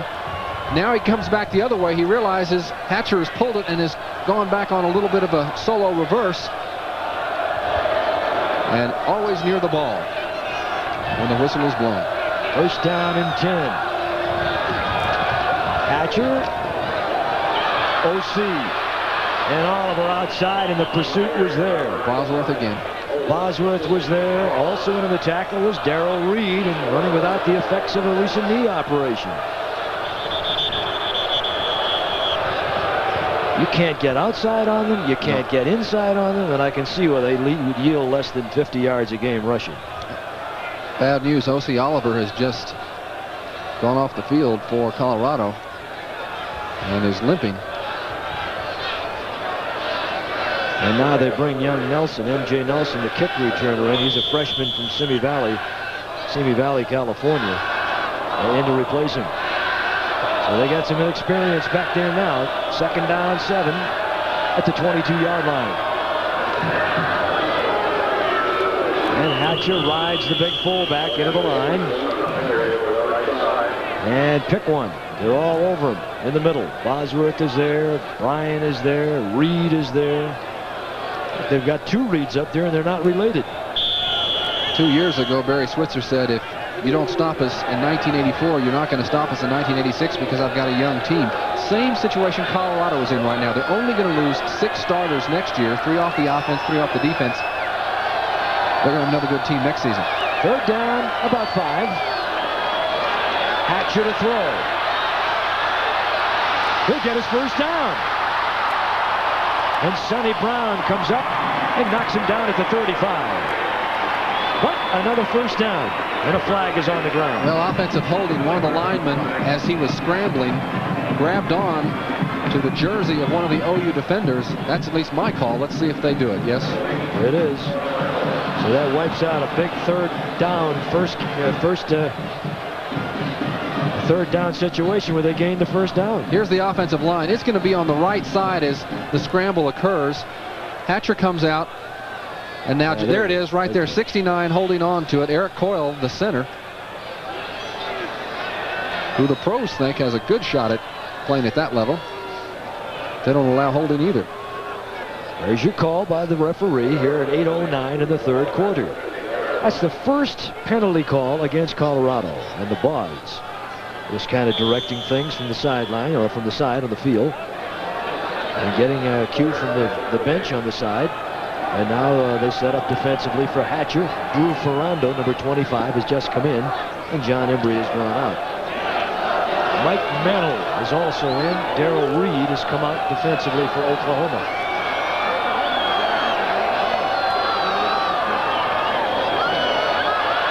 Nothing. Troy Johnson. And so Hatcher trying to make the pass can go nowhere. And it'll bring up a 4th and long, and Barry Helton again.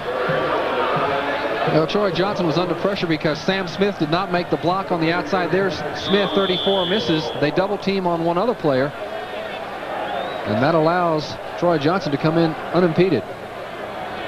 And an open receiver down the field, Lance Carl. Patrick Collins is standing at the 40. Helton to punt in a nice little wobbly spiral. Fair catch call for it to 39, and that's where it'll start. And Oklahoma has had the much better of it as far as field position off the punts here this afternoon. That a 51-yarder by Barry Helton, but still tough when you're playing against the Sooners. They lead it 14-0. The Sooners are leading at 14-0 in the third with 7:29, and for Colorado, they've not been able to get started with good field position yet today. They haven't had a chance to get it to start in Oklahoma territory. 6 punts, 2 turnovers, started in their own territory all the time. OU, for their part, has started in Colorado territory twice, including the 1-yard line on the fumble in the first half that set up the Lydell Carr touchdown to make it 14-0. Lydell Carr on the carry, and Eric McCarty, who is a converted fullback, the tackle. He is now playing linebacker. There's Lydell Carr Last year we covered the Freedom Bowl, in which Washington played Colorado. At that time, McCarty was a fullback. He had his choice going into the season. He decided he wanted to be a linebacker. He's done well.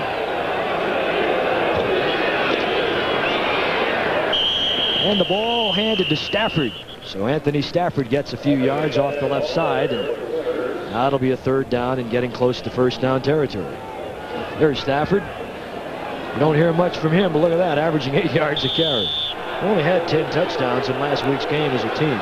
Even if you take out the 82-yarder, he'd be averaging about 6.7. Can you believe that score from their game last week, 77-0 over Missouri? 14-0 here, however, with 6:20 in the 3rd.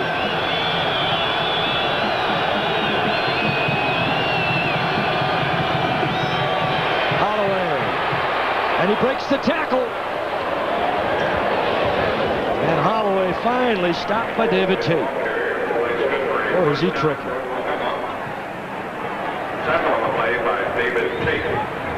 Bread and butter part of the OU offense.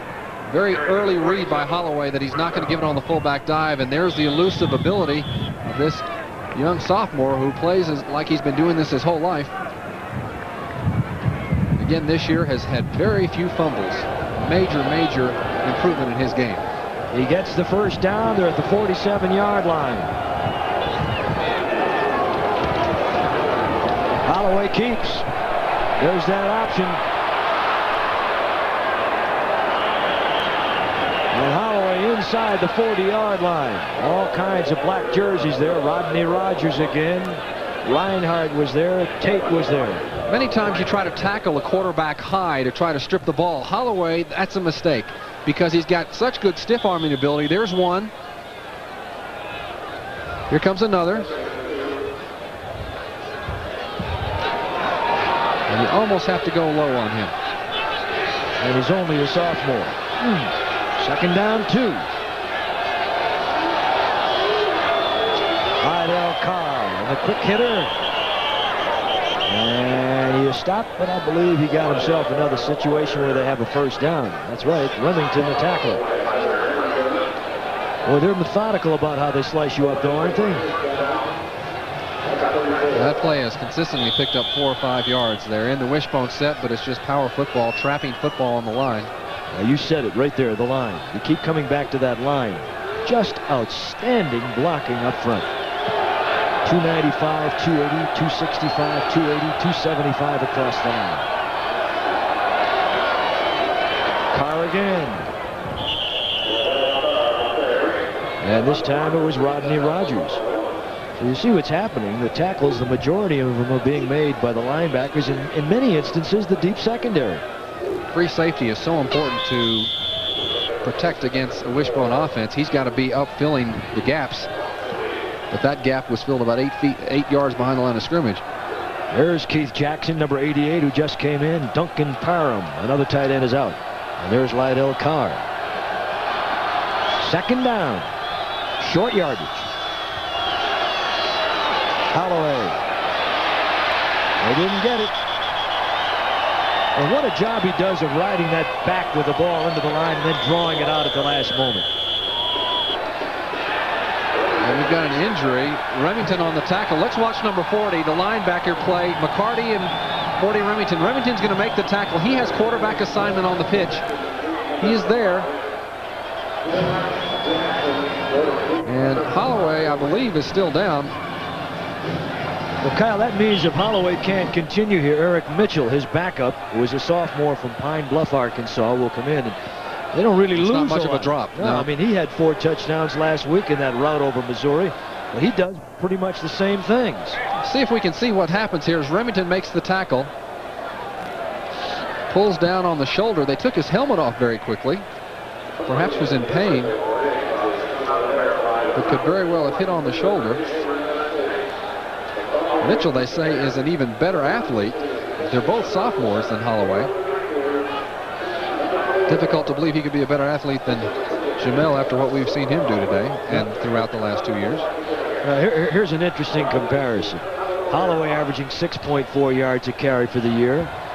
Mitchell, although not carrying as many times, averaging 6.4 yards per carry for the season.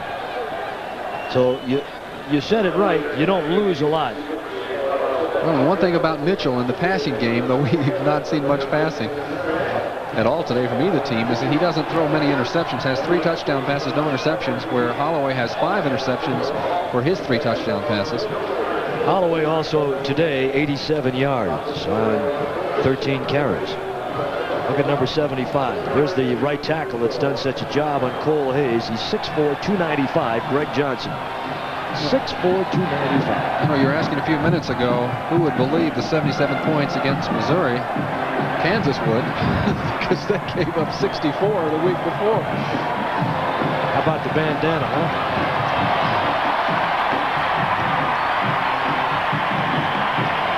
Might have been a birthday present from Barry Switzer. He might have got a finger in the eye. It looks like he's holding the left eye, trying to refocus. One more time, McCarty and Remington. Remington plays off. He's going to fill the slot. And here's the look. Hand up. Still didn't see it, but they're looking at the eye. Eric Mitchell, the quarterback now. Trying to get the job done in a 3rd down situation, and that time it was Spencer Tillman. Hope you enjoyed our feature on Tillman at halftime. Kyle Rappold, the trash compactor, buried him along with Barry Remington, and there is Jamelle Holieway. He got it in the eye, he did. Our producer Gary Dubin telling us maybe Kurt Koch, the defensive tackle, may have gotten the hand in there before the Remington ultimate tackle. 14-0 Oklahoma. 3 minutes in the 3rd. And Tillman on short yardage with a 4th down. He needed 1, trying to get the 1st down. And he looks like he may have gotten it. Well, we talk about the execution of the offense, Kyle. You've got to remember that Oklahoma has yet to give up a rushing touchdown this year. Remington on isolation, fills the gap, sees the block, tries to defeat the fullback. And he does make contact. Does defeat Lydell Carr, 45. They're blocking against him. But where it's marked, I'm going to say it's a 1st down by at least the length of the football. They do indeed bring it in. And if they get the 1st down, they would be perfect on 4th down conversion attempts, 2 for 2. But let's find out as they bring in the chains. I'm going to say the back side of the football is 6 inches on the mark. Let's see. Made it by at least 6 inches. Let's see. There it is. Easily. You figure that stuff out like you figure the tips out on the checks at the restaurants, right? Oh, good to have a calculator along with me. Holloway is back. And that he was crying a few moments ago, but that's going to force the Colorado folks to be teary-eyed as they see him come back on the field. Clock continues to roll. We're under 3 minutes in the 3rd.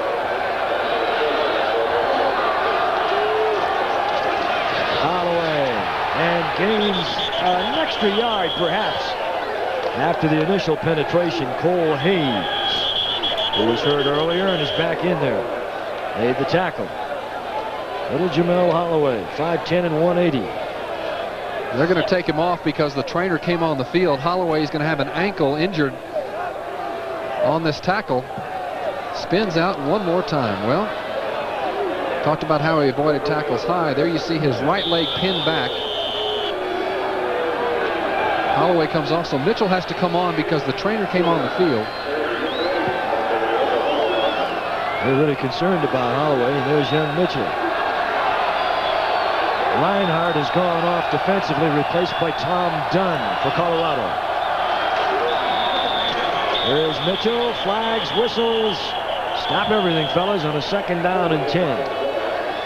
Darren Schubeck was right around the ball. He was the Big 8 Defensive Player of the Week last week. And then a procedure call coming up against Oklahoma, Lydell Carr. Eric Mitchell knows what's getting ready to happen. He's already walking off the field. Just a breather, that's all they needed, right? Your referee. And a nice, clear, concise indication from John Lowry. Oklahoma has won 9 straight games in the series. And if you were with us earlier, you find out that they've won 38, lost 8, and tied 1 overall. Holieway back. Second down, long. And again, whistles and flags. And Greg Johnson, 75, right tackle. Big boy trying to beat his man to the neutral zone. Switzer now gets a flag for coming on the field. Barry Switzer sure did. Oh, unsportsmanlike conduct by Barry Switzer. Well, get the markers out, boys. I think we're going to do some marching. They need a drum beat. Let's see what it is. All right. Procedure. Oklahoma. Pick it up again. All right. With the drums roaring in the back. There they go. This is a biggie. Well, he was flapping his arms, so that's a sideline warning. If your hands are straight out, it's unsportsmanlike conduct. I'm not sure which one it was. In any event, the ball has moved back. And now Barry says, come on over here. Now he's on the field. You folks good at reading lips. 25 yards in penalties against Oklahoma. And that moves the ball way back. It's just inside the 50-yard line. And that'll give Colorado a little bit of breathing room. And also a time to adjust their defense. Well, we had a 2nd and 31 earlier. Now they're facing a 2nd and 35 in the second half. I don't think OU's offense has seen this very often this year. Rappold is right on the center's nose. And now Holieway is going to call for time.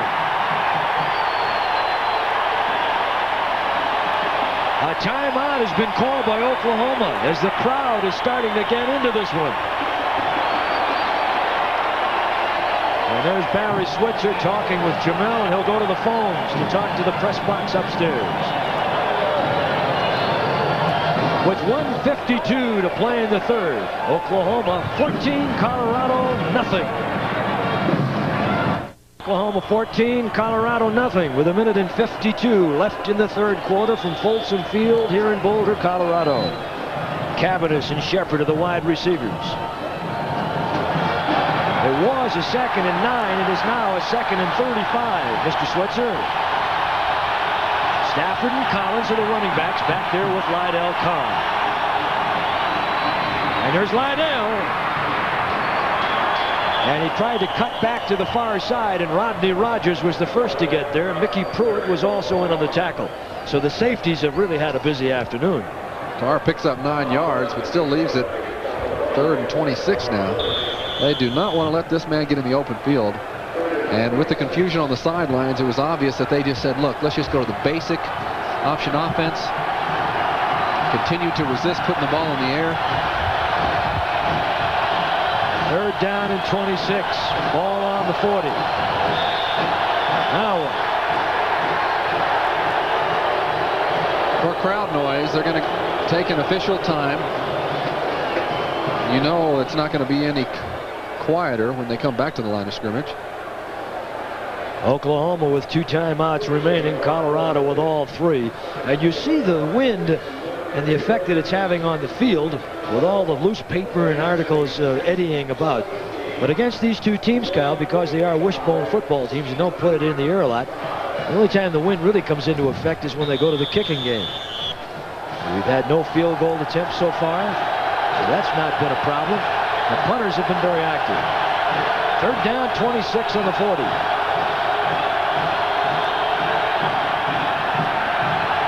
Perry, Collins, and Carr are the running backs.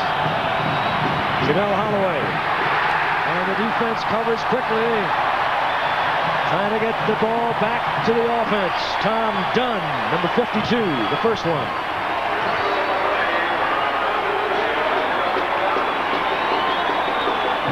On the replay, looking at the linebacker coverage, they're back about another 5 yards. There's the attempted block on 40 Remington, and the double team on the inside. Remington gets there, with the initial hit being made by Tom Dunn, 52, the offside or outside linebacker. He really kind of they call him an outside linebacker, but he plays much more like a defensive end. Kyle, they have a task force that they've assigned to the field to pick up all the oranges that are being thrown about. And we understand the significance of the game, but you don't have to throw the fruit on the field. 4th down, 24. Campbell standing back at his 10. And the punt by Thomason is big and too far. And it'll be brought back out to the 20-yard line. You see remnants of some snow that they had earlier in the week. A 38-yard punt. And that's just about what Thompson has been averaging, but as I had mentioned before, he has strategically placed many of them. So, with 8 seconds to play in the 3rd period, we've got Mark Walters in at quarterback for Colorado. Well, Walters has come in, and Hatcher's gone out. Expect the ball in the air a little bit more. Wind at his back. Fumble! And Hatcher recovered his own. His ball handling in his exchange has not been good. Troy Johnson pouncing on it, and that'll end the 3rd quarter.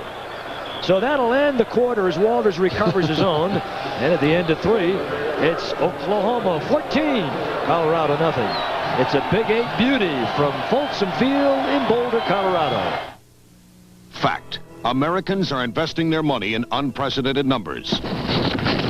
Colorado, this is Folsom Field, and they packed him in here tonight, almost 52,000, I should say, this afternoon. And the punting game has been a factor because we've had no significant returns on the part of either team. Kissick now is in at fullback. Mark Walters trying to run, and he gets back close to the 20, maybe lost a yard or a half a yard. Richard Reed and Troy Johnson were the tacklers. Well, we've got Eric Coyle and Bosworth. A flag was thrown where they were out duking it out in the secondary. And we'll see who they're going to call it against. Coyle, of course, the great center for Colorado. And Bosworth, that we've talked a lot about. I can't believe those shoes that Bosworth has on as they're passing the American flag, unfurling it in the stands. And while we were looking at the flag, they called the personal foul against Bosworth. So he loses the 1st round. Well, he'd be a great bad guy in the wrestling circuit, wouldn't he? Yeah. But he backs everything up. You got to give it to him. Sam Smith has come in as a running back for Colorado. There's the Boz.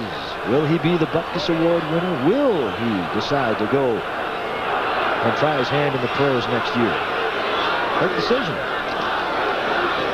Walters on the give straight ahead to Weatherspoon. In the middle, Steve Bryan, the 260-pound senior, on the tackle. Take a look at the previous play and show you perhaps look at what might have happened on the penalty. Take a look in the secondary behind the running of Mark Walters at the top right of the screen. There's Bosworth, there's Coyle, and now Bosworth is going to come over. And he's going to toss aside, and that's not a bad headlock. 2nd and 7. Busted play. Keep Walters. I don't know whether that was a broken play or not, but he turned around to make the give, and Weatherspoon had already passed him, so he had to run out on the other side, and Migliazzo made the stop. Walters appears to be a little confused. Just short of the 1st down. He is a freshman, a true freshman. The biggest surprise in their camp this year. He was listed way down number 4, and he passed up a couple of veterans, Alan Strait and Rick Wheeler. 3rd down, 1. He didn't make it. Well, I don't know if he made it. Weatherspoon trying to crack the middle, and Migliazzo was right there to put a head on him. He may not have made it. Well, Walter sees where the linesman has put his foot. We'll take a look. And they're going to measure it anyway. We're in the 4th quarter. There are 13 minutes and 24 seconds remaining in this ball game, and Colorado hanging right in there against the number 4 ranked Sooners of Barry Switzer. 1st down by half the football. That's what you're saying. That's what I'm saying. Bill McCartney likes to hear you say that. I don't know if we'll even be able to see it, but oh, you're right. Must have been an accountant in another life. When you can't play the game anymore, you do what you can to stay around. Break out the fiddles. If Keith Jackson's listening down on the sideline, break out your cello. Kyle is crying. 1st downs are close, though, aren't they? First and 10. Walters. Another good pickup. And he's trying to be a little bit more sure-handed on his exchange. That time with the glasses on him, he hung on with both hands while Witherspoon got yards and Bosworth made the tackle. Those are good first down pickups. It's almost 5 yards on that pickup. And you know, Kyle, Bosworth could do what Evan Gatewood and Migliazzo, two of his linebacking buddies, have done. He could go on to graduate school if he decided to stay another year. Gatewood is in law school at Oklahoma. 2nd and 6. And Witherspoon, gang tackled by everyone over there. Man in the middle, however, is Dante Williams from Gainesville, Texas. Oh, they make a big dent in that Texas recruiting every year. Take a look again at the quarterback handoff to Witherspoon. Continues to fight, and the good block up front on the offensive line, Bill Coleman. Number 75, who's a left guard. Redshirt freshman, started every game this season. Big third down here, about 4 yards. And the Spoon with 51 yards rushing. The block and a fumble. Sam Smith, the running back for whom it was intended, I believe, covered his own. I'll tell you what, they're going to have to go back to school. I say they, meaning Mark Walters, on this option offense in his steps, because this is the third fumble. Fortunate they've recovered 2 of the 3. We're taking a look at Bosworth now as he's trying to read through, and he moves up, plays off, doesn't even have to play off that block. Almost there to recover the fumble. 4th down and 8, Kyle. Be prepared here as Helton is in the ball game. Brown and Dixon are back. There's what I mean. And Oklahoma will take over. It looked like a little indecisiveness there. They have a play in their package where they could fake kick. Troy Johnson just got in there, and he along with Steve Bryan.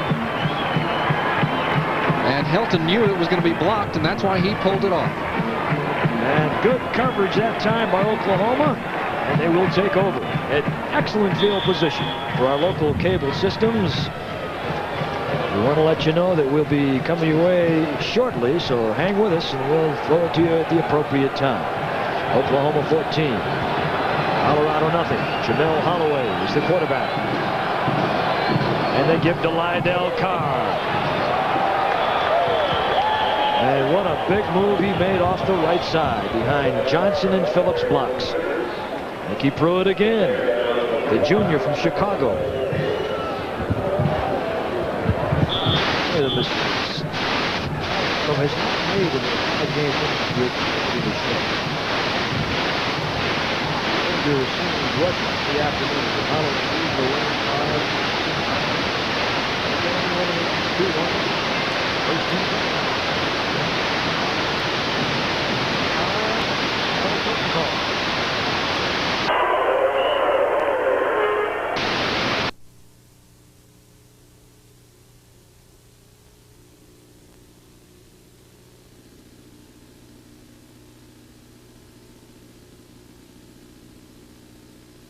by DeLuzio and Tom Reinhardt. And we're still coming to you live from Boulder, Colorado, where right now the Sooners with 10 and ticking, leading at 14-0. Carr now with 83 yards, and they break the bone. Second down. Jamelle Holieway. And Holieway all the way down inside the 5-yard line, tackled by John Nairn. Now how important is that punt that they couldn't get off? They steal on the inside so well. Earl Johnson, number 5. Here's 5. He'll hook on the inside and allow Holieway to move up the field. Of course, as always, good outside blocking by the receiver. And if you can keep the pursuit on the inside, and as we mentioned, OU loves to attack you on the perimeter. Holloway with 109 yards and 16 carries. His club leading 14-0, and they're on the 3. Holloway with a wishbone, and he'll give it over to the running back, Tillman. Fumble! And the ball in the end zone. Who recovered it? Tillman hit at the 2. The ball was fumbled. It bounded into the end zone, and Oklahoma has recovered it. the indication, and it's a touchdown for Oklahoma. Talk about taking advantage of the breaks. I'm not sure how much they're taking advantage of them, but they're certainly following their way. And good teams tend to create. Let's take a look again. We'll see if we can see the fumble. And on the backside, Spencer Tillman in the air. The ball pops out, falls down on the ground. And who is there? Looks like Keith Jackson, 88, to recover. And that indeed appears to be the man that's got the touchdown for the Sooners. So Jackson, the tight end, gets his touchdown, recovering in the end zone on the fumble by Tillman. And now Lasher will come in to add the extra point. And Oklahoma's got it 21-0. So Oklahoma has really had some breaks here on a couple of turnovers, and they lead it big. Our local systems will get this one. We'll pause for these messages. 9:29 to play in the fourth quarter. Oklahoma has taken advantage of the second major turnover by the Colorado Buffaloes and now lead 21-0. Drive went 4 plays, 38 yards, just over a minute. Jackson on the recovery. And now they're going to have to kick off here to the Buffaloes in the fourth quarter. And a crowd in excess of capacity, 52,000, starts to chuck a few more oranges down onto this artificial turf. Kyle, earlier in the game you mentioned, we talked about the turf, that there may be a change. What were you alluding to? Well, one reason that people are doing it is because of the injuries, the orthopedic stress injuries that are occurring to the players. And with the artificial turf, they're going to go to something that started in Washington when George Allen was coaching the Redskins, and it's called PAT turf that has a mesh underneath the grass, has underneath a watering system so you can water the grass from underneath. Also has heating coils to keep the turf warm during the frozen times in the winter. Also here at Mile High Stadium, just up the road about 40 miles in Denver, they have a similar type turf. It will also tend to help defend against wishbone teams like OU that rely so much on speed and having to cut at corners. All right, they'll kick it off with Todd Thompson. He's been busy. Nelson and Pontiflet are back deep. We have 9:29 to play in the ball game. That is Pontiflet. One man to beat, and Kent, and out at the 45-yard line. Ricky Dixon makes the touchdown-saving tackle for Oklahoma on the kickoff. Little cross action up front, and the lead block, good lead block by M.J. Nelson. And there again is the tackle we mentioned for Oklahoma, Ricky Dixon, 29. Erich Kissick also in there to help with the block, and Hatcher now the quarterback on a 40-yard return. Fake to Weatherspoon, keep Hatcher, nothing. Absolutely nothing. Richard Reed, a 255-pound senior, right there to stop it. Well, our video problems have been cleared up, and we appreciate your patience. We're live from Boulder. 9 minutes to play in the game. You saw that impressive graphic that we just showed you. Lance Carl is in at a wide receiver. Mike Mantle has replaced Darrell Reed defensively for the Sooners. Hatcher. And as he turns back, the pursuit is so big and so quick. And they force you back inside to the flow, and again, stopping on the run. Bosworth in the middle of things again, along with Richard Reed. Weatherspoon actually misses a good opportunity to block against Boz. There's Weatherspoon, 44, going against Bosworth, and Bosworth's quickness and speed just shut Weatherspoon off, which allows for the tackle. Kyle again, Bosworth with those shoulders squared, always in a perfect position to make a hit. Third down and 5. And it'll be a fourth down situation as they can get nothing going. Guess who put on the pressure? Something to keep in mind. Oklahoma already has 4 shutouts this year. They have shut out 3 of their last 4 opponents. Impressive. Bosworth loves to fill gaps. There's a gap, he'll fill it. Comes up. They like him on pass rush. He is so quick and has such good timing that most of the time they'll leave Dante Jones or Paul Migliazzo back in pass coverage. And a bad punt here by Barry Helton. Well, you don't see that happen very often. He just missed one that time and squirted off the side of the foot. And that is the fellow that was the #2 punter in the nation last year and right up there among the leaders this year. Only a 12-yard punt, and his team trailing 21-0.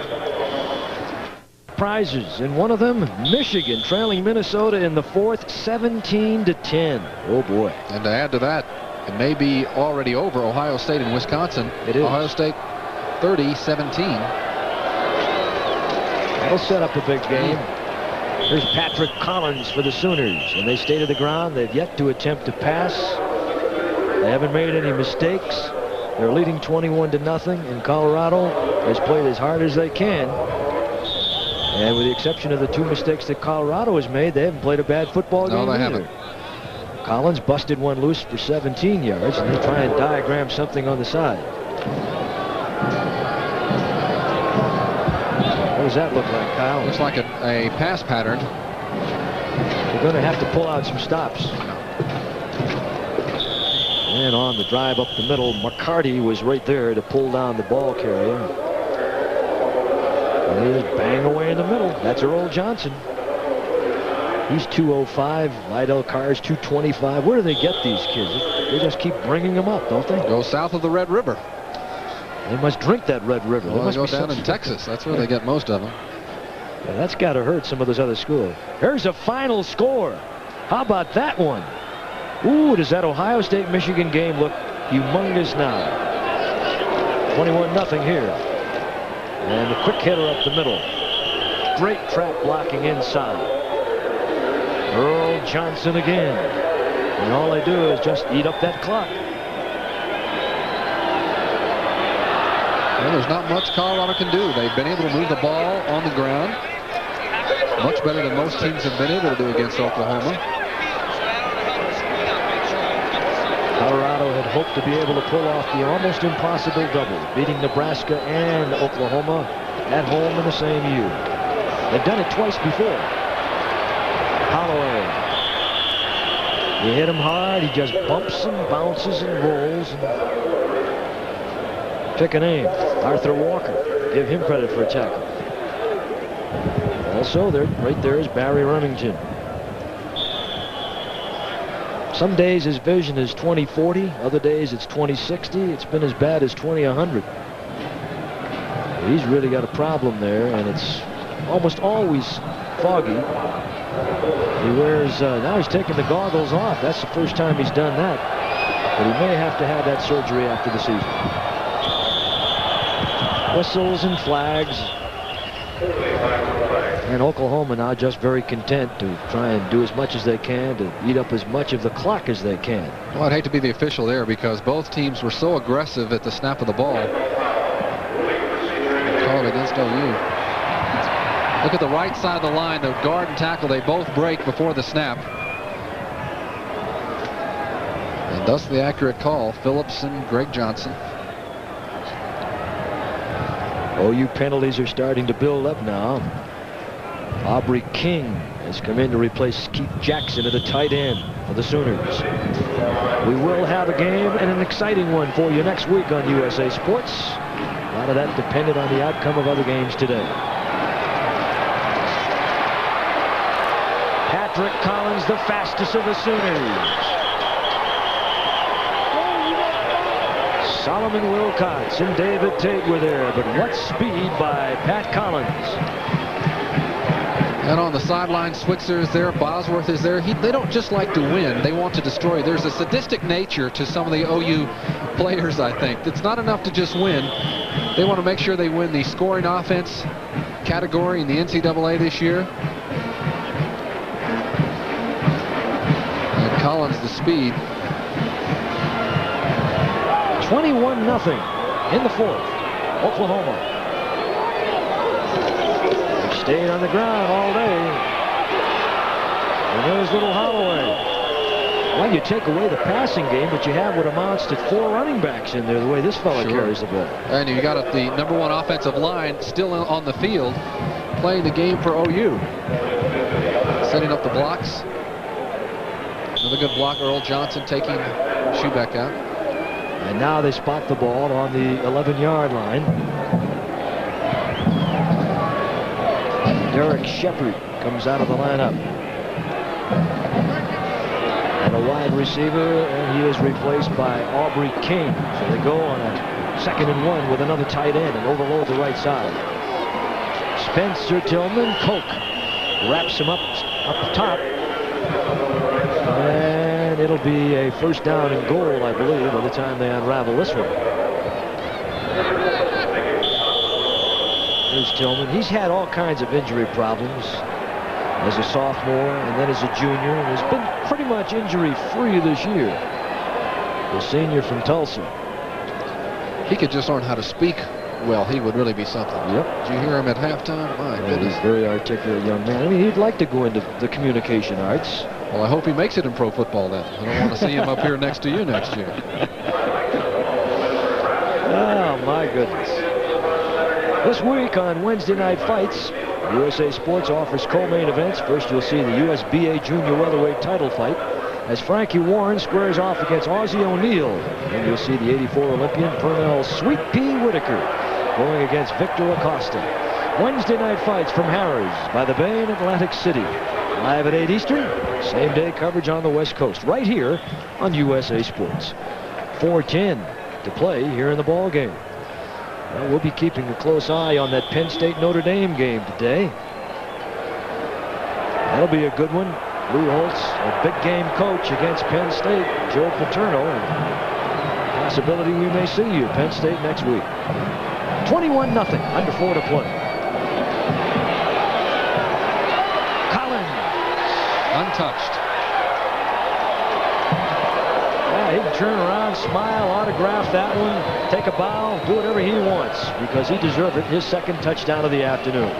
Kyle Rappold trying to get up off the ground. He has had such an energy-filled afternoon, has fought and battled, and that is the tragedy of a game like today when you've got teams that have gone out and really done great battle, and yet the Colorado defense has played well today.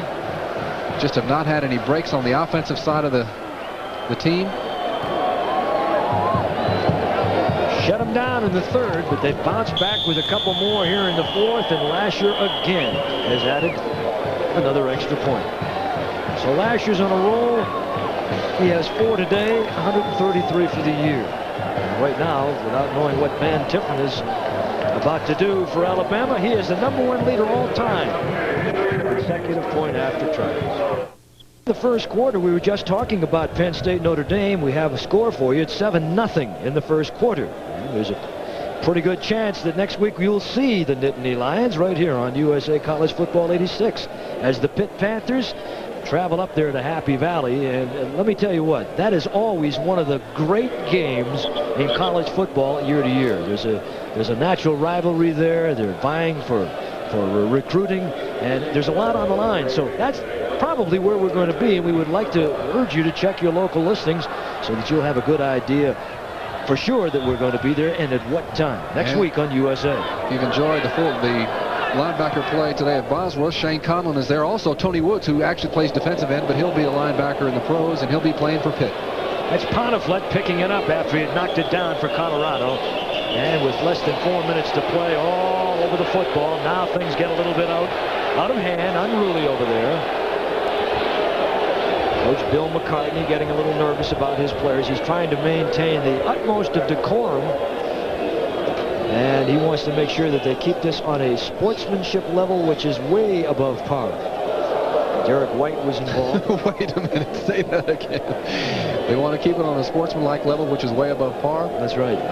Are you saying that because Barry Switzer left his #1 offense on the field until 4 minutes left to go in the game, leading 21-0? Well, I think that, you know, in defense, I'm sorry, I shouldn't. Don't put me on the spot like that. Barry Switzer won last week 77-0. And unfortunately, at the other end of the field, we have one of the cheerleaders who's been injured, perhaps by something thrown in from the stands, which is tragic. I think that's exactly what happened, Jim. You know, maybe at some point someone will get the idea that they're not supposed to throw things down on the field. And this is very unfortunate if that's the case.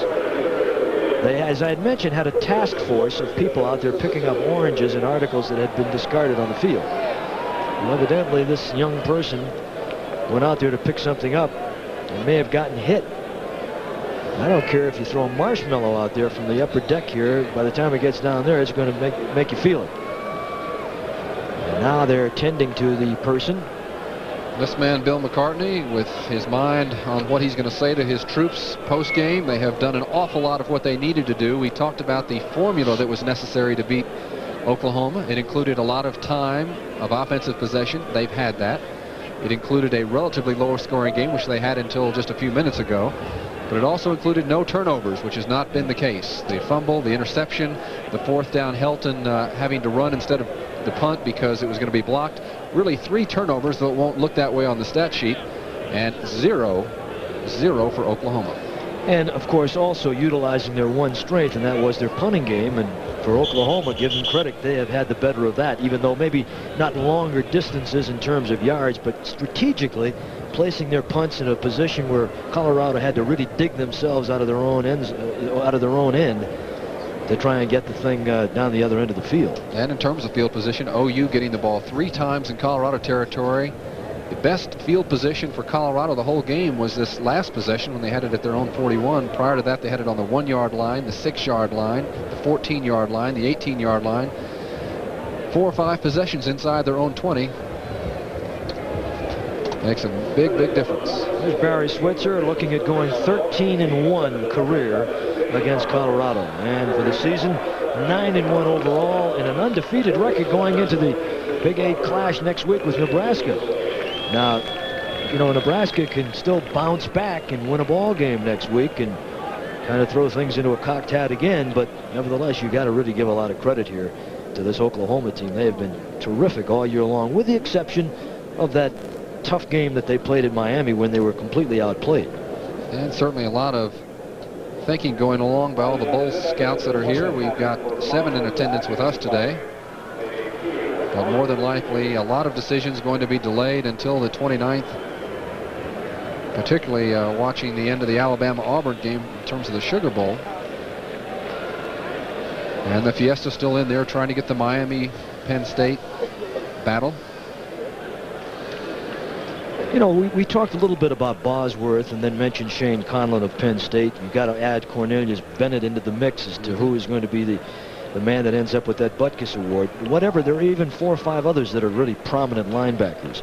But it is impressive to be able to bring to our viewing audience the play of people like a Bosworth and next week a Shane Conlon, if in fact that's who we see, and be able to point out things as we have seen today from Bosworth about the way he sets up, his form, his abilities. This is good basic fundamental football, and that's why they're leading candidates. Don't want to speculate any more than what we have seen. I have no idea as to how extreme this case is, but if it in fact was somebody that was hit by an article, that is a very, very unfortunate situation. The trail of a missing child. I'll tell you about that. 28-0 with 3:44 to play in the game. Hatcher and complete to Weatherspoon.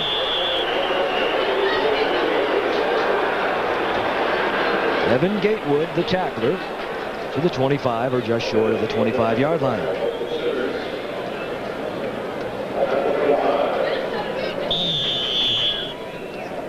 Brian Bosworth has come off the field for Oklahoma.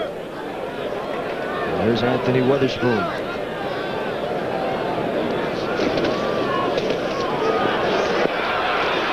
That's O.C. Oliver close to the 30-yard line. They've got pretty much the number 2 defense in there now for Oklahoma. A couple of secondary players on the first team still on the field, but otherwise giving the backups a chance to get some time on the field. Lonnie Finch, who we've not heard much of today, is in at a left corner position defensively.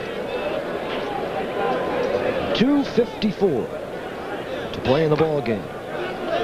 John Embry is not in there right now for Colorado. Mark Hatcher. And intended for O.C. Oliver, and he couldn't hang on. He had 3 receptions prior to today.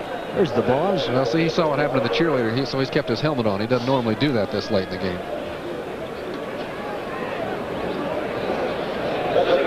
And there is O.C. with a lot of time to play here at Colorado. Now John Embry will come back on, and out of the game will come Drew Ferrando. Bosworth and the Sooners have yet to give up a rushing touchdown in 1986. That is some feat.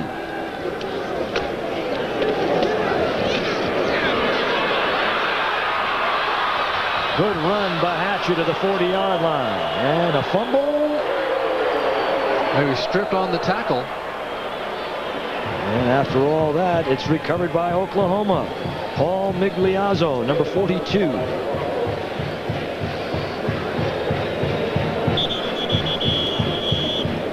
He has been, again, one of those with Bosworth getting all the attention. Migliazzo has done a good job. We're taking a look at Hatcher now on the field, who had the ball stripped on the tackle. We'll take a look. Here's Hatcher. False step option in there on the outside. Oliver's there for the pitch. Hatcher will move up the field. Migliazzo coming from the linebacker slot will come back in. And there's the tackle. He falls down. Migliazzo gets the recovery. The tackle made by the defensive secondary. There's a helmet on the ball.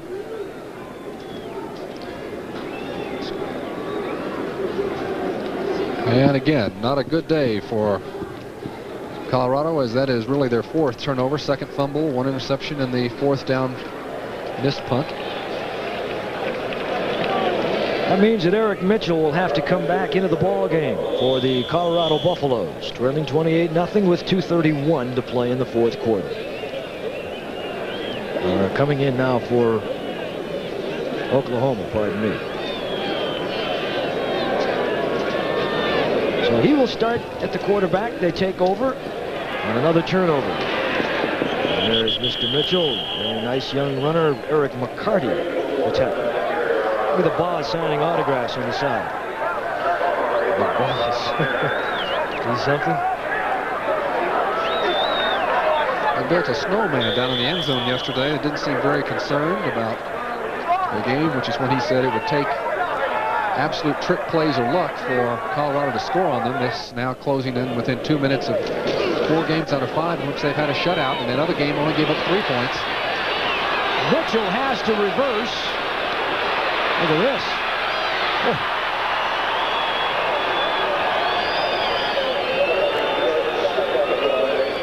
It was Brad Robinson who got all over him, but talked about him as an athlete, and we'll see the ability, like Holieway, to come out and pull himself out of tackles. Comes back on the backside. Mickey Pruitt, who's a very good secondary man, missed the first tackle, and finally the collapsing defense of Colorado gets him for another big loss. Another one that got away from the University of Arkansas. Stafford, Smitherman, and Rodney Anderson are now in the backfield offensively for Oklahoma. Down to 1:08 to play in the ball game. And there is a whistle. Run out of time. Took too much time. Delay a game coming up. Take it back 5. The Oklahoma's rolled up a few penalties here in the second half. But it has certainly not affected the outcome of this game. Talked about the youth of Colorado. Oklahoma is not that old. They're only going to lose 8 players this year off this team. Continue to have players come in and fill the gaps. Reverse. Tight end. And coming up through there, Duncan Parham that time. Tackled by Brad Robinson and Eric McCarty. So big, 6'5", right about 250 pounds is Parham. He got it right on the hip. He's hurt. He's down. He is just a sophomore. And they closed in on him. They hit him from the side. And we'll be back to tell you more with 56 seconds remaining and the Sooners up 28-0. and why they are one of the best. 28-0 with 56 seconds to play here in Boulder, Colorado. The game in the last 10 years. And it's ended up being all Oklahoma as they look to be about to shut out another opponent. Back to punt for them right now is Todd Thompson. And he, in my mind, has really had a big play in this game today. He has enabled his team to start Colorado off in deep field position. Colorado will send one man back, and that'll be Jeff Campbell. He'll stand at his 10.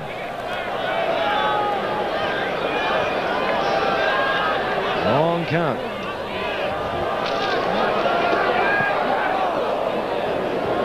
He has no help either. And they just missed downing another one inside the 5-yard line. So it becomes almost academic. 48 seconds to play here in the ball game. Thompson's had a terrific day, and yes, he should get more than just a couple of slaps on the helmet and a few handshakes. He's really been good. Looks across the field to Barry Helton and says, "Today I got you." Not many people have been able to say that. Helton out kicking his opposing punter 8 out of the 9 games coming into today. Colorado giving it another shot right here. And it's Walters starting off, and he's going to throw. And intended for Lance Carl. He overthrows him and bumped on the far side of the field by Oklahoma. As they start clearing off some of the other folks on the bench and give some people some playing time, and that time it was Kevin Thompson, the defensive back. There's Walters.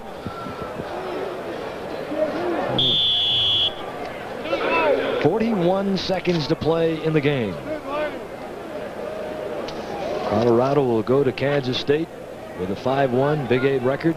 Oklahoma will go to Nebraska 6-0. And both those games very important, as Colorado has got to win that game next week to have a chance to go to a bowl. And Nebraska's got to do something also. Another fumble. And Oklahoma's got the ball. Boy, they put some serious hits on the Colorado kids here today.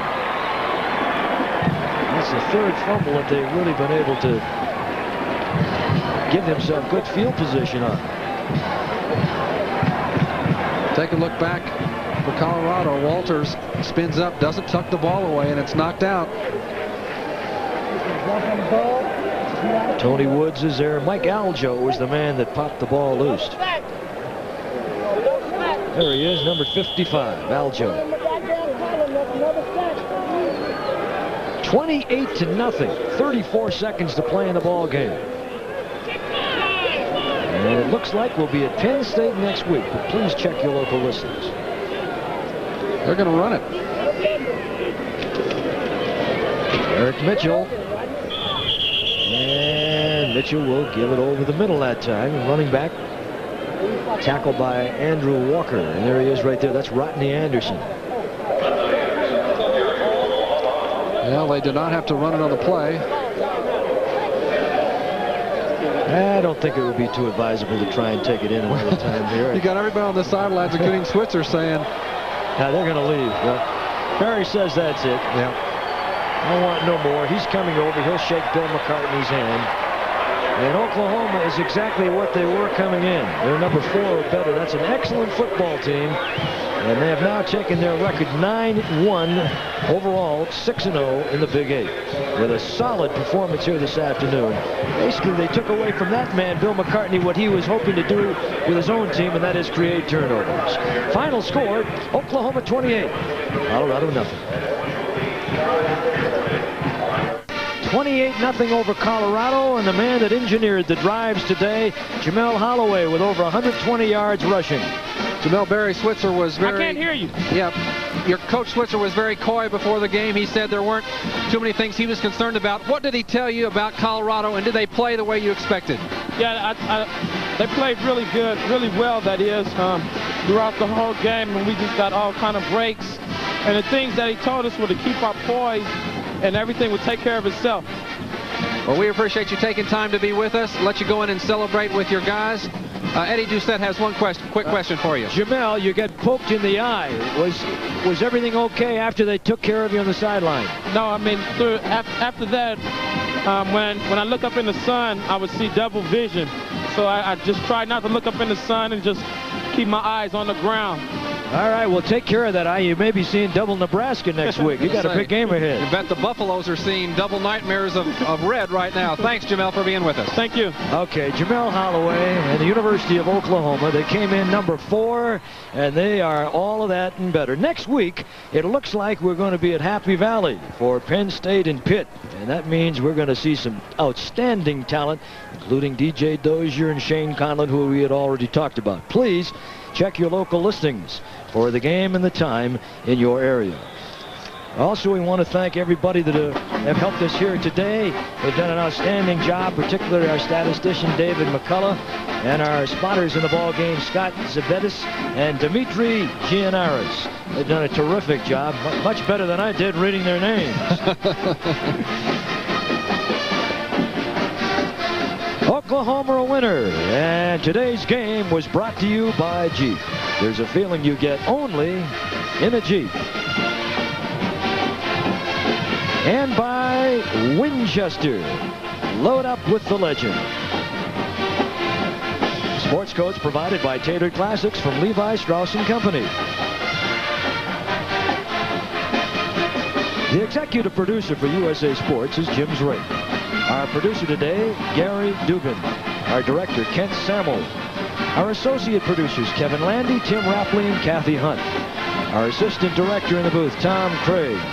Our production manager, Barbara Travers. And our executive in charge of production, Dick Ross.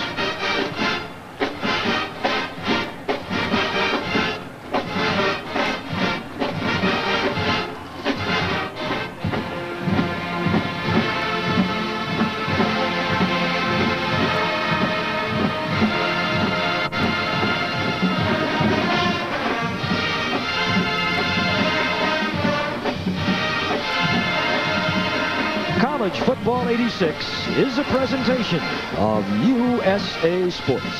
So long.